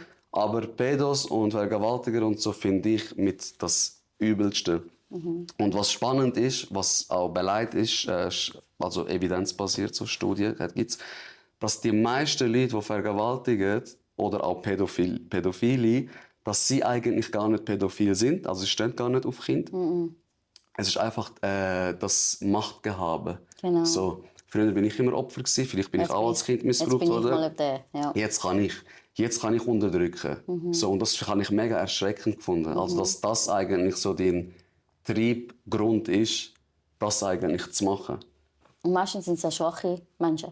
Also vom Innerlichen her. Sind eigentlich nicht von außen. Also ich habe das immer, also ich sage jetzt das noch von meiner Erfahrung, habe immer gedacht, der kann alles, der ist ein. Also ich kann ja nichts können, ich kann nicht an die Kasse selber zahlen. Das ist jetzt peinlich, aber das ist damals halt einfach, er hat es ja gemacht, warum muss ich denn, oder? Das ist nicht, weil ich es nicht wollte, sondern ich habe einfach gedacht, safe, dann tue ich mich zurücklehnen. Ja, chillig, das war schon Rollenverteilung. Aber wenn ich heute so nachdenke, eigentlich ist er ein Nichts. Also ist es böse? Nichts. Das ist in nicht dem böse, Sinn. es sind auch meistens. Ja, weil, wenn man ehrlich ist, er hat sich nur stark gefühlt, wenn er hätte umkommandieren, umbefehlen, umwinseln. Aber wenn es einmal hart auf hart, wenn er sich stellen für irgendetwas, was auch immer, dann ist ich nicht. Ich habe keine Ahnung. Lass mich in Ruhe. Das ist auch. Meistens sind es wirklich die grössten Opfer, so, Ja, so was ich so schon, sage, ja. aber ist wirklich so. Und vielleicht auch als kleiner Tipp, die Kinder, die missbraucht werden von anderen, von so Pädophilen und so, man hat Pädophile interviewt und ich habe mir das angeschaut und die haben gesagt, ich schaue mir eigentlich immer den Vater zuerst an. Wenn der Vater ein Nichts ist, wenn ich merke, er ist keine Bedrohung, dann vergehe ich mich an dem Kind. Ich wollte einfach jetzt das erwähnen, das hat jetzt nicht mit dir zu tun, sondern ein bisschen als Weckruf. Nehmt eure Rolle als Mann ein, finde ich so. Beschützt eure Familie, beschützt eure Kinder und tragt das auch gegen aussen so, damit wir weniger Opfer haben. Weil das ist für mich so ein heikles Thema. Ich habe schon wieder Hühnerhaut, ich habe schon 1000-mal das Thema angesprochen. Es hat mich auch ein bisschen geflasht im Gefängnis, die Zeit. Aber und das ist auch nochmal ein Fakt, die meisten pädophilen Sachen passieren nicht der geht an Fremde, sondern es passiert in der Familie Umkreis, selber, im Umkreis. Darum schaut auf euer Kind, nicht jeder, der euch ins Gesicht lacht, ist euch wohlgesonnen. Ja, das habe ich einfach mal Also da bin ich deiner Meinung, danke schön. Das ist wirklich so. Das ist echt verrückt, das ist wirklich verrückt. Das hat mich schon geprägt. Ja, das glaube ich auch. Also es ist wirklich, wenn man weiss, dass es könnte Onkel, Tante, was auch immer Ja, sein. genau. Und eigentlich kennst du die seit weiss nicht ewig und eigentlich ist es anders. Ja. Und ich meine, wenn ich jetzt gerade so gesehen im Umkreis von meinen Kollegen, die haben ihm das ja auch nie zugetraut, dass er das machen. Ja, eben, ja. Also die haben auch so, sicher. Also wenn ich es erzählt habe, sind sie auch ein bisschen geschockt gewesen. Schon gewusst, dass er crazy ist und dass er manchmal also nicht ihrem Typ entsprechend ist oder vielleicht ein bisschen komisch ist, so in dem, was er manchmal sagt oder sarkastischen Humor hat. Aber sie hat nie gedacht, dass er so in der Lage ist, um so etwas... So weit Ja, und geht, das finde ich eigentlich, ist eigentlich mega am Schauen gut an, weil die Täter sind meistens, das merkt man nicht, das sind unscheinbar. sind näher als man glaubt. Ja, So. genau. Ey, vielleicht kann ich dir ein paar Videos schicken und vielleicht kannst du dir auch mal posten. Und wenn du merkst, so ein bisschen, ey, es kommt viel Zuspruch, vielleicht kannst du ja wirklich anfangen. Das ist, ja, der erste Schritt ist meistens der schwierigste. Den Ja, hast das du ist gemacht. so, ja. Recht spontan. Ja, mega. Du hast auf meine Story geantwortet. Ich habe gesagt, ey, ich habe gerade Zeit. Du hast gesagt, ey, ich auch. Sonst habe ich viel mit den mega Kindern zu tun. Ich komme heute. Und dann ja, hat das so stattgefunden. Ich tue die Folge wahrscheinlich heute oder morgen gerade droppen. Ja, mega herzlich, dass ich überhaupt kommen und dass das Thema so für dich auch mega gut ist, weil eben im Umkreis von mir höre ich halt immer, nein, das interessiert niemand. So. Und Das ist dann habe ich crazy. es mega cool gefunden, dass man das, dass er gesagt hat, hey, safe, das finde ich ein mega interessantes Thema. Ja. Also, das ist jetzt nichts für Leute, die mich sponsern wollen oder so. Aber wäre ich dein Kollege zu dieser Zeit und ich hätte davon mitbekommen, ich hätte ihn windelweich geschlagen, zu 100%. Weil jede Frau, jeder Typ, der sich an einer Frau körperlich vergeht, muss man richtige Schläge von einem Mann kassieren, dass er mal checkt, was er überhaupt dort macht. Nochmal, jeder Mensch, der seine psychische oder körperliche Überlegenheit ausnützt, anderen weh zu machen, ist in meinen Augen der grösste Bastard auf dieser Welt und gehört in die Hölle für mich. Also ich habe null Empathie für so Leute. Ja, aber da bin ich 0,0. Und dann kannst du mir nicht sagen, ich bin als Kind auch geschlagen worden und und ich habe es auch nicht einfach gehabt. Bro, dann mach etwas. Also wenn es dir so krass nicht gefallen hat, wieso machst du es dann selber jetzt auch? Ja, das ist für mich so die dümmste Ausrede. Dümmste Ausrede. Ja, das ist so. Also das ist keine Entschuldigung. Ist egal, was man erlebt hat in der Kindheit oder was auch immer. Nein, such dir Hilfe. Hilfe. alle so dick, also das wäre ja voll crazy. Voll. Ja. Such dir Hilfe. Ja, finde ich auch. Also eben, aber die Hilfe finde ich manchmal eben halt auch wichtig, dass man dann den Täter auch, wenn man ihn anzeigt oder auch, ja, dass sie auch so Eier haben und dann auch die Hilfe annehmen oder gehen. Ich meine, mit ein bisschen Bewährungshelferin und 2-3 Mal oder vielleicht 2, so sagen wir ein halbes Jahr, ein bisschen ab einmal im Monat mal dort hin, das ist nicht getan, finde ich ehrlich gesagt. So. Weil dann kannst du dort hin, 2 Sekunden später kannst du dich wieder vergehen. Also, ist nicht böse, das zu sagen, aber es ist eigentlich einfach so. Und ich finde halt so stationäre Therapie, wo man hätte so Alltag dort hin oder keine Ahnung was, wäre ganz anders übergekommen. Für vielleicht auch für das Umfeld, das das vielleicht erlebt hat. Ja. An unserem Rechtssystem, ich will jetzt gar nicht so weit rein, weil ich habe dort gearbeitet, nicht, dass die mich nachher anzeigen genau. oder so. Aber an unserem Rechtssystem muss man Recht schaffen. Also auch, dass, ich sage es wieder, Missbrauch an Kindern so wenig Gefängnisstrafe bekommst, Ja, das ist so. als andere Sachen, ist ein bisschen fragwürdig, Ja, finde ich. da gibt es das Fragezeichen ganz groß. Die Wahrheit schweigt, wenn das Para spricht, sagt man. So. Hey, hast du noch irgendetwas zu sagen? Möchtest du noch etwas sagen?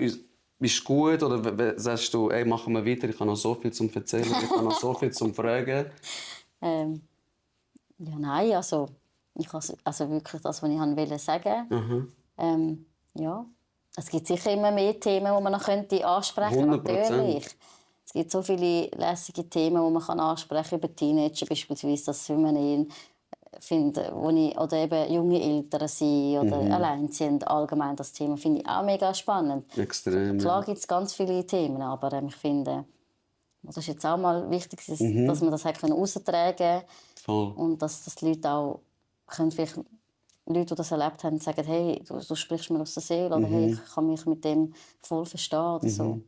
Ja. Schau, das ist auch so, ich mache oft Erfolg so, ich frage dann so, was mir durch den Kopf geht, ich bereite mich auch nicht vor, ich habe auch keine Fragen vorbereitet. Und dann tue ich das veröffentlichen und dann kommt meistens jemand. Oder mehrere jemand und sagt, ich kann sie noch mal einladen, ich habe so viele Fragen noch.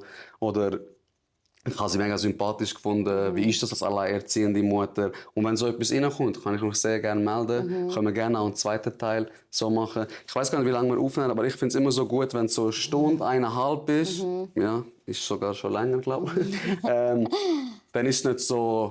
So ein 4-Stunden-Podcast finde ich einfach ein bisschen anstrengend. Ja, das macht dann niemand so lange Genau. so durchheben. Und wenn du jetzt so wie in diesem Thema bist und jetzt ein anderes Topping kommt, finde ich es so ein bisschen schwierig als Zuschauer oder als Zuhörer auch jetzt so, okay, jetzt haben wir über so schlechte Sachen geredet und jetzt kommen wir so in ein anderes Themengebiet. Weißt du, wie Ja, ich meine? verstehe es. Gar nicht disrespektierlich, also auch nicht so, jetzt fertig, geh raus da. Nein, nicht, dass du den Vibe bekommst, Nein, aber gar nicht. sehr, sehr gern. Hey, aber mega lässig, ja. Ja. In diesem Sinne wünschen wir euch einen wunderschönen Tag, was auch immer für ein Tag heute ist. Danke fürs Zuhören. Lernen wir voneinander, lachen wir miteinander, geben wir Täter weniger Chancen und Opfer mehr Gehör. Und die letzten Worte gehen an dich. Ja, danke für die das dann abhören, zuhören und achtet mehr auf euer Umfeld. Danke nochmal. Tschüss, ciao. Hey! Mega gut! Ja. Hast du dich wohl gefühlt? Jawohl, mega. Wenn du dich in dieser Geschichte irgendwo wieder gefunden hast, wenn du selber Gewalt erlebt hast oder merkst, dass deine Kinder unter etwas leiden, das ihr nicht allein tragen könnt, dann musst du da auch nicht allein durch. Ich bin selbstständig, arbeite in der psychosozialen Unterstützung und begleite Menschen und Familien genau in solchen Situationen. Wenn du Unterstützung für dich oder deine Kinder möchtest, dann darfst du dich sehr gerne bei mir melden. Meine Leistungen sind Krankenkassen anerkannt und können auch dementsprechend über die Krankenkasse abgerechnet werden. Alle Informationen findest du auf meiner Webseite www.jetztredetmir.ch. Hilfe annehmen ist kein Zeichen von Schwäche, sondern der Moment, in dem die Veränderung beginnt. Lernen wir voneinander, lachen wir miteinander. Tschüss, ciao.